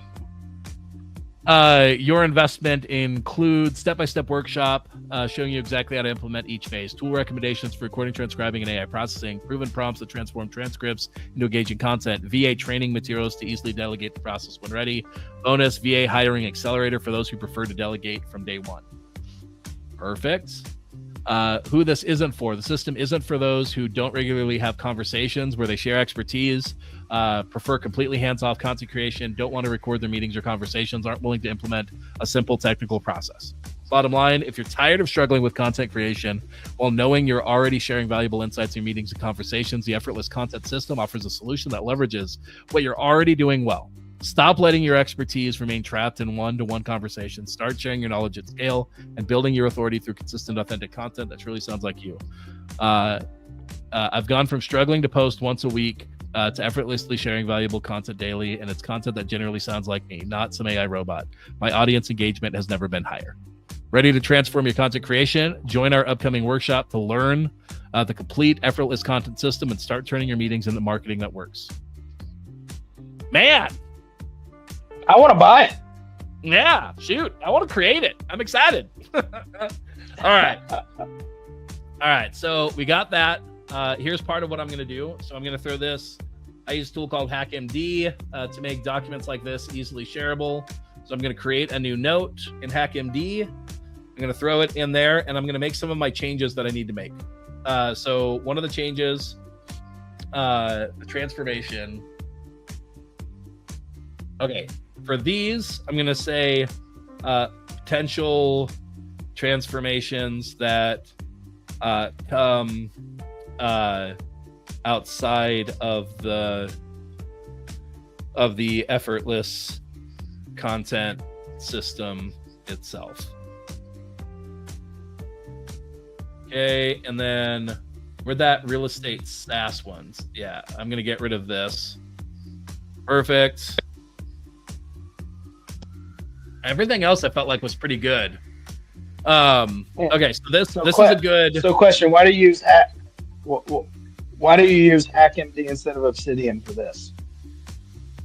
Most typically, I mean, the one thing that Obsidian is lacking, well, I mean, honestly, part of it is I don't want to pay for the continual sync with Obsidian to kind of get the same feature. And HackMD is free and lets me share this across my team. So part of why I would throw this in here is because my assistant, who's on this call right now with us, Muriel, she has access to everything that's in here automatically without me thinking about it. Gotcha. And so if I needed her to leverage something, that's why I'd come in here. Does that make sense? Yeah. And honestly, it's one of those things, like, it is still, for me, it's a sore thing that I want to solve. I want what Obsidian gets me on the computer, but the one thing that it's missing is the collaborativeness that I could get with something like HackMD. Gotcha. So that, long term, that's something I want to solve. And having it in two places is less than ideal, and does cause problems of its own sometimes. So it's still a thing that I'm working on. But anyway, that's why. Okay, and so I do now. I want to come back in here, and I want to do this. So let's see what it comes up with. That's great. Now, going back to the productize your worksheet, specifically the portions dealing with the customer journey, etc. Your answers were great, high level thoughts. Give me your script again for how you want it to go deeper. I mean, it's very simple. Usually that's a great level 1 answer. Please give me a deeper level 2 answer. All right, perfect. Your answers were so great. Deeper level 2. Level 1 thoughts. Go deeper and give me deeper level 2 answers.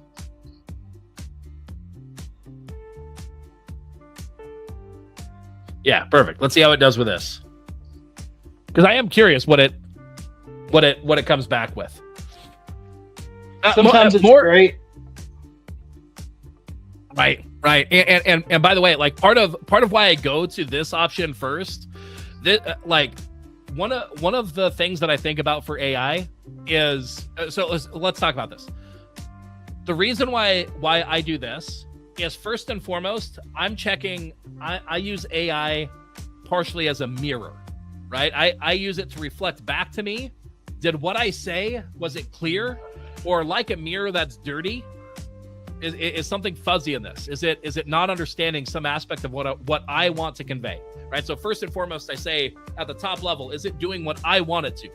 Now, here's the insight that what you're doing here does, which is, can I leverage AI to not just be like a mirror showing back to myself, but using it more like maybe a curved mirror, or like one of those mirrors that they have at convenience stores up in the corner that's rounded and shows you everything, right? Where can I use AI as a mirror that actually lets me see my blind spots and lets me see more than I would see naturally on my own, right? So not just is it reflecting back what I want it to reflect, but is there more that I could do to do this even better? So this is a tactic that you're using that's, that's why you would go here next. So anyway, does that make sense? Yeah, I love that. Okay, so step one, ideate your impact. Level 2 answers. Okay, so what big life or business problems do your ideal clients face? Deeper level. Not just struggling to create content, but experiencing anxiety and imposter syndrome when trying to articulate their expertise in writing. Man, they question if home. Oh, geez. Yeah, that's good. Man. Trapped expertise syndrome, feeling frustrated that their best insights and explanations happen spontaneously in meetings, but vanish afterwards. They know they're brilliant in the moment, but can't recreate that brilliance on demand. Man, they're speaking to us, Charlie. That value time disconnect, experience cognitive dissonance between knowing content marketing works and resenting the time it takes from their core work. They feel guilty prioritizing client work over marketing, but also guilty when they do the opposite. Man, sign me up and take my kidney. AI disillusionment cycle. Initially excited by AI tools, but disappointed by generic output. Then frustrated by the realization that they still need to learn complex prompting, leading to abandonment and a sense of technological inadequacy. I mean, I don't deal with this one personally, but I could see why people do. Does that make sense? Right. Yeah. Growth ceiling. These three are all like, they're like, this is the parts of this product that I created this to solve these for myself, right? Right. Growth ceiling, hitting an invisible barrier where they can't scale beyond their current client load because their marketing is inconsistent, leading to feast or famine cycles and financial stress. Yeah, I get that. What big goals, dreams, or desires do your ideal clients have? Deeper level, effortless authority. They don't want to just be seen as experts. They want that recognition to come naturally without feeling like they're marketing themselves or being inauthentic. That would sound like you. Yeah, 1,000%. Mental liberation. They dream of being freed from the cognitive burden of content creation, eliminating the Sunday night dread of I should be posting something tomorrow. Gosh, this is good. Intellectual validation. They desire confirmation that their unique approach and perspective is valuable. Seeing engagement with their ideas validates their professional identity. Or that they're be valuable. Seeing engagement with their idea. Yeah. Okay, so essentially seeing like this to me, I think what it's saying is, I want to know that my ideas are actually having an impact on people, and getting those ideas out into the public and getting engagement and feedback helps me to validate that people value what I have to say. Does that make sense? I think that's what it's meaning. Time reclamation. They fantasize about recovering hours each week while simultaneously increasing their visibility. The ultimate productivity fantasy. I mean, I think this is what you fall asleep thinking at night. Yeah. It's true. Legacy documentation. Beyond short-term marketing, they secretly desire to build a body of work that documents their thinking and approach, something that they can eventually turn into books, courses, or a professional legacy. Yeah, I think that's kind of that's when we look at Maslow's hierarchy, this is probably one of those longer-term ones where it's maybe people aren't even consciously thinking about this a ton, but it's kind of lurking. Like it's lurking under the weight of I'm not even doing the baseline thing. How can I do this? But maybe this is part of like what starts to peek at the hope of what could come, right? Let's see. What were your ideal clients? call themselves deeper context real estate agents, brokers, specifically those who pride themselves on consultative approach and industry expertise rather than just closing deals. Thought partner consultants, those who see themselves as strategic advisors rather than task executors whose value lies in their thinking process. Reluctant experts, highly knowledgeable professionals who dislike self-promotion despite knowing they need visibility. Man, that is that's a good one. It's in terms of like experts. Yeah. So specifically in how it describes it. So highly knowledgeable professionals who dislike self-promotion despite knowing they need visibility. Right? Yeah. Like, yeah. I mean, that is my best client to a T. Right. Like, yeah, I mean, you're like really speaking to that. It's like, and maybe they don't like, I don't know how to describe it. Maybe it's like for me, the way that I relate to this, it is really easy for me to sit down and help somebody. And I don't have any problem with the idea of promoting myself. It's not like I'm at least not wrestling with like the, oh, what will they think of me? Like I'm not dealing with that. But what I am dealing with is like, it's easy for me to help somebody else. It is really hard for me to help myself in terms of like sitting down and doing the work. And so, given the choice between like sitting down, taking the time to market myself versus sitting down and taking the time to help somebody else, it's easier to help somebody else. That's kind of how I relate to this one. But conversational geniuses, people who excel in live interactions but struggle to translate that brilliance into written content. That one's also you and me. Yeah. We're both better live. Yeah. And what's interesting is like it's not hard for me to write. I can write pretty well, I think. The hard part is that it feels like work. Does that make sense? Like it's not hard to get a good outcome, but it feels like work. Yeah. It takes an inordinate amount of time for what you get. Yeah, exactly.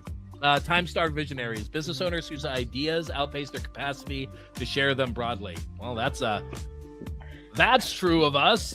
Okay. Clarify your impact, deeper analysis. What specific problems did they have when they first started working with you? They were trapped in content creation paradox. They were most articulate and insightful during client interactions, but had no system to capture and repurpose those moments. This created a painful disconnect where they knew their expertise was valuable, but couldn't effectively demonstrate it to a broader audience. Many had attempted to use AI tools, but found themselves spending more time fixing generic outputs than they would have spent writing content from scratch. This led to a growing sense of technological inadequacy and content marketing fatigue. The sporadic nature of their posting created a negative feedback loop. Inconsistent posting led to poor engagement, which discouraged further posting, reinforcing the belief that content marketing might not work for them, despite seeing competitors succeed with it. Man, that makes sense too. Yeah. I didn't even think about that angle. The angle of people have tried it and like either didn't do it enough or didn't refine it enough to get good results. So it's like it was already a lot of work to even produce it in the first place. And if you don't like get engagement on it, when it took you so much time and you don't get engagement, it's like, well, why even bother doing it again? Right? Like, that reality, that's a good insight. What specific results did they get during or after working with you? They experienced a profound shift from viewing content creation as a separate task to seeing it as a natural extension of the work they already enjoyed. This mental reframing eliminated the resistance that they previously that had previously blocked consistent action. Their AI relationship transformed from frustration to empowerment as they learned to make technology serve their unique voice rather than override it. The system allowed them to build a content creation flywheel where each meeting generated multiple pieces of content, which attracted more meetings, creating a virtuous cycle. Most significantly, they developed a content abundance mindset rather than a scarcity perspective, recognizing that they were constantly generating valuable insights that could be captured and shared. Man, like reading that, there's like this feeling of peace that comes down on me. Like, yeah, it's like, oh man, that just feels like a warm blanket. That's that's good. All right, how was their life or business different? List the exact outcomes they experienced. Presence without pressure, maintain visibility in the market without emotional burden of forced creativity. Conversation to client pipeline, establish a direct link between natural conversations and new business opportunities. Productivity reconciliation, resolve the internal conflict between doing the work and marketing the work. Progressive progressive confidence, experience increased comfort with their public persona as content consistently represented their authentic self. Compound knowledge assets, built an interconnected body of content rather than created cumulative. That creative community. Built an interconnected body of content that created cumulative authority rather than disconnected posts. That's good. That's wordy. Yeah. Yeah, it's wordy, but the concept is good. Meeting ROI multiplier transformed every client interaction into both immediate value and future marketing assets. Delegation without dilution, successfully outsource content process without losing their authentic voice. It's a good one too. What other positive shifts or transformations occurred? Deeper analysis. They experienced cognitive unburdening. The mental space previously occupied by I should be more creative was freed for higher value thinking. This led to more creative client solutions and business innovations. Many discovered patterns of their own expertise they hadn't previously recognized, leading to more structured methodologies and potentially new offerings. The system essentially became a form of professional self-discovery. By consistently sharing their approach, they naturally attracted better aligned clients who already understood and valued their methodology, reducing sales friction and improving client relationships. They also developed a form of passive filtering. Their consistent content repelled poor fit prospects while attracting ideal clients, improving their client quality without additional screening efforts. That's so Sign me up. Is this $2,000? I'll pay for it. Oh, man.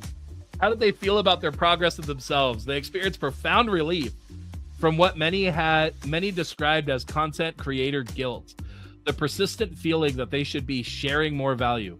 This emotional weight had been affecting them more than they realized. Many reported a renewed sense of professional identity as they saw their expertise validated through engagement with their content. The flywheel effect of consistent posting created a positive feedback loop where increasing engagement reinforced their confidence. Perhaps most significantly, they experienced a sense of alignment between their private professional self, how they show up in meetings, and their public persona, how they appear online, reducing the imposter syndrome many faced when marketing themselves. Had they not worked with you, where would they be? They would likely be caught in an escalating cycle of content marketing frustration, trying new tools and tactics, experiencing temporary motivation followed by abandonment, and gradually developing a belief that they simply aren't good at marketing despite their expertise. Man, does that hit home, Charlie? Yeah, 100,000%. Many would resort to outsourcing their content creation entirely, resulting in generic material that fails to capture the unique value, further reinforcing the belief that content marketing doesn't work for their specific situation. Over time, this would create a growing competitive disadvantage as more digital savvy competitors build audience connection through consistent content, eventually pushing these professionals toward commoditization, where they compete primarily on price rather than perceived expertise. The missed opportunity cost would be beyond marketing. Without a system to document their thinking, many unique insights and approaches would remain uncaptured, limiting their ability to develop proprietary methodologies or scalable knowledge products. Wow. Other significant challenges they face: expertise blindness, difficulty recognizing which aspects of their knowledge are most valuable to others because they've internalized them. Dang, that's good. This is literally what I call it: expert blindness. Yeah, wow. Perfectionism paralysis, fear that documenting content becomes permanent, leading to excessive editing or abandonment. Okay. Tech stack overwhelm, anxiety about choosing the wrong tools and wasting time learning systems that might change. Delegation trust issues, concern that no one else can truly capture their voice or nuanced expertise. Visibility vulnerability, subconscious fear that increased visibility leads to increased criticism. Okay, I'm sure that's something that people deal with. ROI uncertainty, difficulty connecting content marketing efforts to actual business results, leading to motivation fluctuations. Wow. All right. Let's see on the back of that. Let's see what it does with this. Identify core outcomes. The top 7 outcomes with deeper analysis. Transform existing meetings into 7 to 10 unique social posts per hour. Deeper value. Creates a content multiplication effect where every client interaction generates exponential visibility, fundamentally changing the ROI equation of client meetings. That's powerful.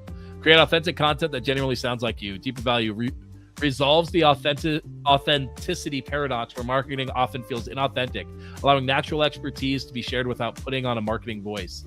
Establish a repeatable system for consistent content creation. Deeper value transitions content from willpower dependent to process dependent. Removing the psychological barrier of motivation, replacing it with reliable systems. 4, save hours of time by leveraging work that you're already doing. Oh, we're past time, but I'm your next meeting, right? Yeah. Save hours of time by leveraging work you're already doing. Eliminate the cognitive switch between doing the work and marketing the work. Integrating them into a unified professional presence or practice. Build a content library that documents your expertise. Deeper value creates a progressive intellectual asset that increases in value over time, forming the foundation for future higher tier offerings. And by the way, we're going through all of this right now. Most of the time when I do this process, I literally skip down to the steps and the outcome and generate the one sheet and just see what happens. I'm going through this more for the benefit of anybody watching and kind of documenting this process. Yeah. But like my short check on this is I get it to do that. I select my steps, I select my name, and I get it to generate the one sheet. Then I read the one sheet and see if it captured it well or not. Does that make sense? Yeah, that's good to know. Overcome creative blocks by using conversations you're already having.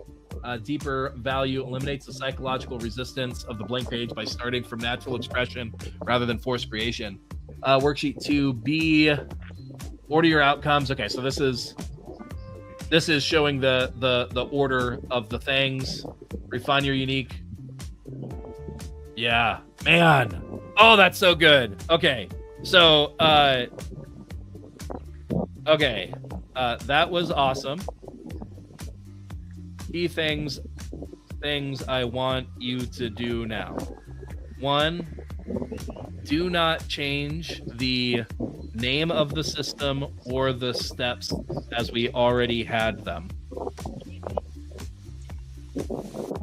Keep them how you had them before. 2, integrate the insights we just unlocked in order to make the one sheet more impactful.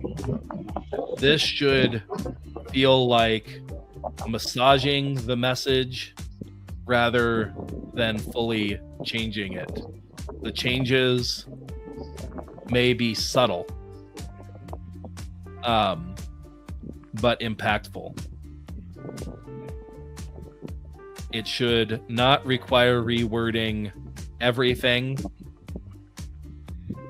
but really just making the minor tweaks that will help this hit home with our ideal audience. With that in mind, please update the one sheet artifact. Let's see how it does. Subtle like the coconut flavor. Yeah. Coconut subtle. All right, let's see how this comes out. I need to wait for a second because sometimes, like when it's doing the editing, it feels like it's happening in a spot, but it doesn't actually hit in the right spot until it's done editing. So we'll let it edit first. Man, this has been a good, powerful session so far. Yeah. Oh, just a second. Let me add you back on stage. There we go. I switched. You got me. Yep, you're back on stage. I switched a scene, and I needed to do it through the scene rather than doing it through this thing. But anyway. Gotcha. Man, I really love doing this in public. I don't know how to describe this. I kind of like the reality that us doing this as a live stream means that most people will not watch this. Yeah. Because literally everything that I just showed is incredibly powerful if people take action on it. And I know the reality of this is like us offering this in public, like it really solves it solves a couple of things for me. One, I always love the idea of somebody who is incredibly motivated not having money be what's holding them back, right? Right. And like if I'm talking to the person that like they're struggling to make things work, they're struggling to figure it out, but like they know that this exists and they can build off of it, and like they're able to do the legwork to sit and understand it and try and go through it. Like, power to them. Like what I just worked through is something really powerful. But like the reality is that it gives me the opportunity to create it live, and there is the majority of people I think will find more value in like after we do all this work to think through this stuff and build out the process. When it's distilled into a course that has like the clear logical flow, it's easier for most people to get the result from that. Does that make sense? Right. Yeah. Because we'll answer the questions that we're not answering here. You know, there's things that we have assumed or not gone over because we're just doing it. Right. Right. All right. And I imagine there's it's what Hormozy says, give all your best stuff away, and the people that want your expertise will, they know exactly what you do. Right. Exactly. All right. Oh, wait, no, I don't want to do that. I want to keep this here, and I want to go to this one. There we go. All right, let's come back to this. Here's what it came up with. Let's see how it improved it, or if not. So I vaguely remember what we had before. Let's see how this one sounds, and if we feel like it hits home better than before. The effortless content system, transforming meetings into authentic social content. What it is. The effortless content system is a revolutionary approach that transforms the expertise you already share in meetings, client calls, and consultations into consistent, authentic social media content without the typical creative blocks or additional time investment. I think that's basically the same. This system flips the traditional content creation model upside down. Instead of staring at a blank page, experiencing content creation paralysis, you simply leverage the brilliant insights you're already sharing naturally in your day-to-day conversations, capturing your expertise at its most authentic. I feel like that one changed a little bit. Why it matters. Most creators, consultants, and business owners experience the painful paradox of being most articulate in client interactions while struggling to recreate that brilliance on demand for content.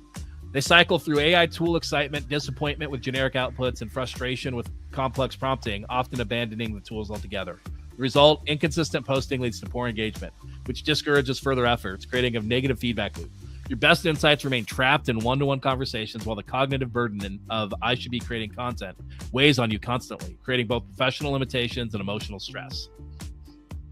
I feel like that's hitting better than it was before. I don't remember what it said before, but who it's for. The system is perfect for real estate professionals who pride themselves on consultative expertise rather than just closing deals. Thought partner consultants whose greatest value lies in their thinking process and strategic advice. Reluctant experts who dislike self-promotion despite knowing they need visibility. Conversational geniuses who excel in live interaction but struggle to translate that brilliance to written content. Time-starved visionaries who ideas outpace their capacity to share them broadly. Man, that who it's for, I think hits. I don't know which do you think would hit better for sake of marketing? Like what it was before was more of the like the surface level. This is who you are. This one's more of the like the. I mean, it is. It's the deeper idea of who they are. Does that make sense? Right. What for sake of marketing, which do you think would hit better? That's a good question. Oh, you're cutting out a bit. Surfacey? Oh, can you hear me? I think you're back. The first one felt like simpler and flowy. It could be that we've just read a bunch of words. I feel like I'd have to look at it fresh, after a little. Right. Yeah, I agree. But either way, I like the insights that it's giving us. This is really, at this point, it's more of a technical question of which one gets the result better, and that's something that you can test. Right. That's something that you can do like a split test to run and see which one hits better. But I think the insights that we gained are useful regardless of where all they're impacted in here. And this is part of where the human expertise still comes into play, right? This isn't the kind of thing where AI is guaranteed to make it better just because you asked it to make it better. This is the kind of thing where it's like, now you have another option. You have something to test. You have a different framework to put it through to see which one does hit better. And then in the real world, you're actually able to deploy and see which one gets you the better result. Right. All right, the transformation from consecration paralysis and guilt of inconsistent posting to creating 7 to 10 unique social posts from each hour of client meeting content, a true multiplication effect for every client interaction. Resolving the authenticity paradox by sharing your natural expertise without putting on a marketing voice. Transitioning from willpower dependent to process dependent content creation. Building an intellectual asset library that increases in value over time, forming the foundation of future offerings. Delegating without dilution, maintaining your authentic voice when others manage the process. What did it sound like before? Creating 7 to 10 unique social posts from each hour meeting content, publishing authentic content that truly sounds like you, not AI generated fluff, establishing a repeatable system that works even when you're busy or tired. I feel like this transformation might actually be better. The first one? Yeah. It feels just simpler. It feels like the second one kind of became like professor / academic. Right. Yeah. It when we said deeper, it said it thought more words. But right. What we meant connect to the emotion more. Right. Yeah. How it works, the 5-step process. Record and transcribes your meetings, calls, and presentations using simple tools like Zoom. Capturing your expertise as it naturally flows. Identify and isolate the valuable nuggets of wisdom from your transcripts. Each hour of conversation typically yields 7 to 10 unique content ideas, insights that would otherwise have remained trapped in that single interaction. Convert these extracted insights into baseline social posts that maintain your authentic voice, perspective, and expertise. This isn't generic AI content. It's your content powered by AI. I think this is staying mostly the same.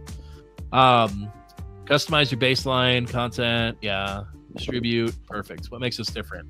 Unlike other content systems that require daily creative effort, creating a constant cognitive burden, produce generic AI consensus content, missing your unique perspective, force you to choose between authenticity and efficiency. The effortless content system eliminates the gap between doing the work and marketing the work, creating a content abundance mindset rather than a scarcity perspective. Uses AI as an extension of self rather than a replacement. Creates a virtuous cycle where meetings generate content, which attracts more meetings. Your investment includes step-by-step workshop, tool recommendations. Yeah, who this isn't for. Don't regularly have conversations where they share their expertise. Prefer completely hands-off. Don't want to record their meetings. Aren't willing to implement a simple technical process. Bottom line, if you're experiencing the frustration, disconnect between how articulate you are in meetings versus how difficult content creation feels afterwards, the effortless content creation system resolves this exact pain point by capturing your expertise when it flows most naturally. Free yourself from the persistent weight of content creator guilt while simultaneously building your authority. Transform every client interaction into both immediate value and future marketing assets through consistent, authentic content that truly sounds like you. Between serving ready? Go ahead. So I think version 2 is too wordy and syllaby. And right, like the simple for version 1 is good. If I was actually going to test something, I would probably like have a new thread and take like the level 2 and say create a simple 1 page with and like just kind of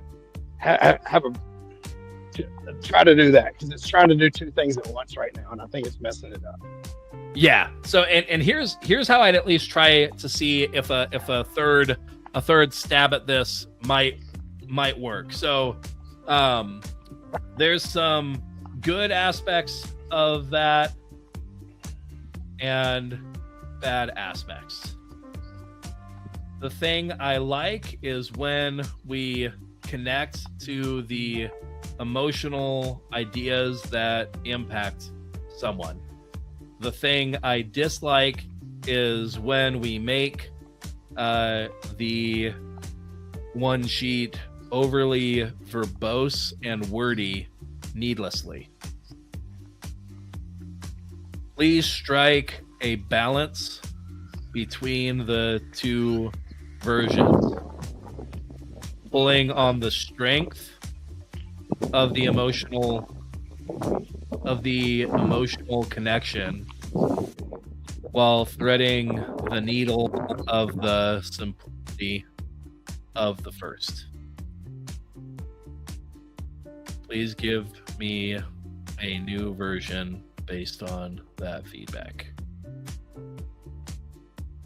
I'm curious if it'll be able to. Sometimes giving it that direction is enough, but it may not. Like you said, pulling into a new thread might be necessary.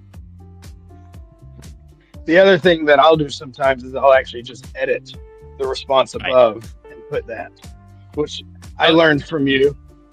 Yeah, that could be really helpful too. Sometimes it depends. It depends on if I want it to have the context of what it did or not. Like if it went down a really bad train of thought, then that's often what I'll do. In this case, like there's aspects of what it did before that I liked.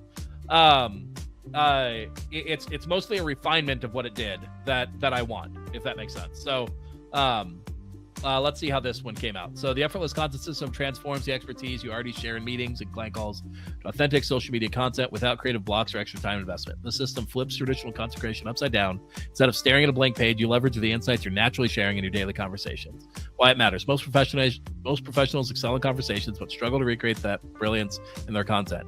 When they try using AI, they get generic outputs that lack their unique voice. The result, inconsistent posting, diminished engagement, and the persistent guilt of knowing you should be more visible. Your best insights stay trapped in one-on-one conversations instead of building your authority. Who it's for. The system is perfect for real estate professionals who excel at consultation but struggle with consistent marketing.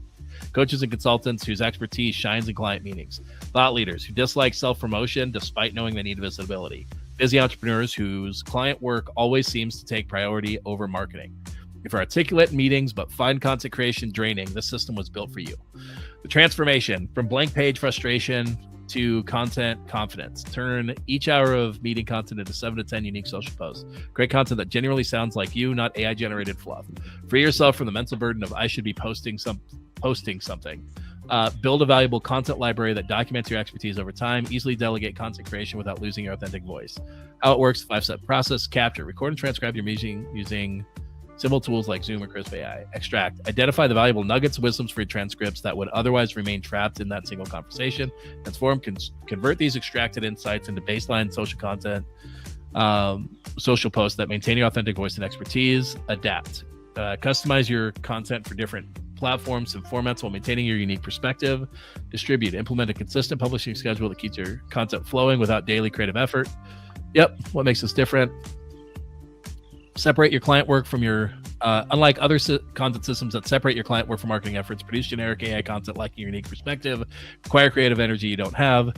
The effortless content system bridges the gap between doing the work and marketing the work, creates content that truly sounds like you using your actual words, turns every client interaction into both immediate value and future marketing, builds a virtuous cycle where content attracts more of your ideal clients.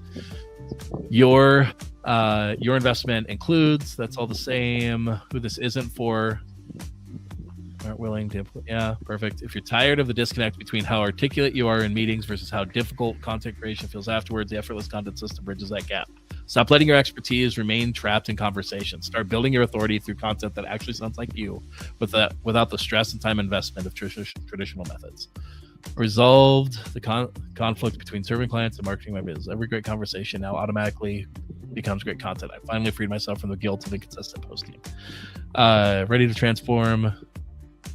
Yeah, I mean, I think this version feels better overall. It's touching on a few of the ideas that the original missed. So I'm gonna throw this in here at the bottom of it. So I've kind of got the two versions of the one sheet. I would want to go through and iterate on this a little bit, but so here's where we go from here. Let me go back to this view. So here's where we go from here, and what our next step is. Then we've got to get on to our next meeting. So the next step from here, so with this one sheet, the one sheet to me is a little, it's like the offer. The difference, the difference to me between an offer and what we just put together is that we put together like a solution, but the offer is how we wrap that in price point and structure and time requirements, overall expected delivery, right? Like, so what we just did is we just distilled kind of if you were going to do this like fully, what does the idea of this solution sound like? That's what we just distilled. So we take that, and then now we actually build an offer off of it. And the offer is like, how do I buy this? Right? How do I get access to it, and what do I actually get when I buy this? Does that make sense? They're very similar, but just a little bit different. And so that's what we'll work on next. And then once we have the offer, the offer will include things like what date does it go live, what's the price, where do you go to buy, all of those things. Once we have the offer live, then everything that we've done so far also lets us start to build our promotional content, like our email sequences, our social posts, all of that. So we'll build that out live as well. And that would be our next step. And are we meeting Wednesday again to keep going forward on this, or is this a Wednesday that you're not able to meet? Yeah, we are on for Wednesday. All right, perfect. So in our next step, we'll hopefully dial in the offer, get that ready, and then start building out promotional content. I'm hoping by the end of this week, we might actually have everything that we need to launch a promotion. So that's pretty cool. Thought. Right? Yeah. It's been fun so far building it. Yeah. Any big insights from you? Like, I don't know, like, you've seen me do this process for you. Is there anything that you're seeing in me sort of running through this process with you, but for myself, that, I don't know, is different or insightful that you either hadn't noticed or like you're reminded of? You've refined it even more. Like, I remember, the first time me and you did a webinar for Referrals While You Sleep, and it took, I think it took like a month of calls like this. Right. And now, it's been, 5 or 6 hours? Right. And it's, so I think just how refined it is, just how quick it is. Right. It's pretty cool. Yeah. And it really is. It's like part of it. What's the thing that's happening here that is unsaid? So the unsaid portion of this is that I have previously, I've actually built out a system that works for me. So this is easy for me to, it's easy for me to now describe that system and how it might be valuable to somebody else. So I feel like part of what people run into is they start something like this, and like the unsaid thing is that they haven't actually even developed their system or their process, right? And that would make this take a lot more time, right? Because you have to actually develop that out. You have to actually think through that. And so part of what we've done in the past, it wasn't that you didn't have a system, but when we first met, that was part of what we did together too, is we sort of clarified, what have you been doing? And then how would we best describe this as like a step-by-step process? Even that has gotten quicker for me. But there is an aspect of that might make it take longer for somebody. I think a couple of things that I've had as insights that have made this process quicker is for me to realize like everything has to come back to an action. That really helped clarify things for me. It's really helped me to be able to break out the parts of this. So like I start with the transformation. From the transformation, I think through the journey that somebody goes on in that transformation. And I ask myself some of the refinement questions about struggles and like, what have they tried in the past? I ask myself those questions and I think through them. And then from that, I'm able to actually put together like, okay, like here's the thing that's designed to help you and how does it help you? So doing that and then separately actually putting out like, cause here's the thing, getting this thing documented, now it's a tool that like once it's created, will be able to be leveraged in different ways. The same way that like the VA hiring accelerator now gets to become a bonus for this. And it very clearly, it's like, it helps in this way.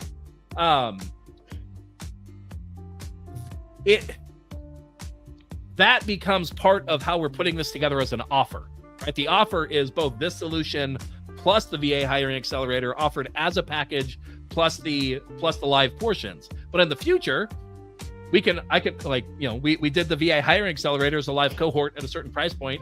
We could offer it again in the future and say, hey, it's not live, or it only includes one call, whereas we did like 4 or 5 before. And that's a different offer, even though it's the same solution. Does that make sense? Right. And me knowing that I could break those things apart and putting first things first and getting my system done has really helped me to get the right work done first. And really, I figured out, for me, defining the solution makes it so much clearer and so much easier to put together the offer and put together the promotions and all that, because I feel like I'm building from the place that comes easy to me, which is starting first and foremost with what does the person want and how do I help them get it, and then from there I could start to define, like, okay, now what's the price point that makes sense and what all needs to be included. I find that often working from the other end of saying, like, what price point am I going to offer this at, and then trying to build it from that. It's a whole lot easier for me to dial in the price point by increasing the intimacy to increase the price point, or decreasing the intimacy to decrease the price point, than it is to start with a price point and try and build off of that. I don't know. Does that make sense? Yeah, that makes sense. But yeah, anyway. Well, cool. Yeah, so our next steps we just developed the solution. Next step, we're going to develop the offer. So and it's all kind of part of the same process, but it's a subset of the overall process. So there we go. That has been today's episode of the Get Shipped Done show, as we're continuing to work on building out this mid-ticket offer. And we'll be able to then test and see how this went. So there you go. Any final thoughts before we hop off, Charlie? No, this has been fun so far. Great example of how you work. If you're watching this, just imagine getting your biggest project done this efficiently. Today I left a meeting. I was driving home an hour away. I came home. I actually just finished a walk and got a lot of stuff done. Right. Yeah, exactly. And like, this is an interesting example compared to what's normal. In this case, I'm working on my own stuff, but very often, like, the same process is what I'm doing if I was working on Charlie's stuff. I'd be asking him the questions and doing this stuff with him. And so we're this is a fun experiment right now of, it lets me step out of my own brain because I'm working on my own stuff, but having Charlie here to bounce ideas off of makes it flow a whole lot easier for me. So, yeah, it's fun. And yeah, well, there we go. So yeah, that's today's Get Shipped Done. We'll be back Wednesday is the plan, to continue through. Today we developed out the solution. On Wednesday, we'll continue to dive into the offer and really look at price points and what day and how we're going to deliver and all of that. So that's what's coming next. But yeah, there you go. That's it for today. That sounds good. We'll see y'all next time.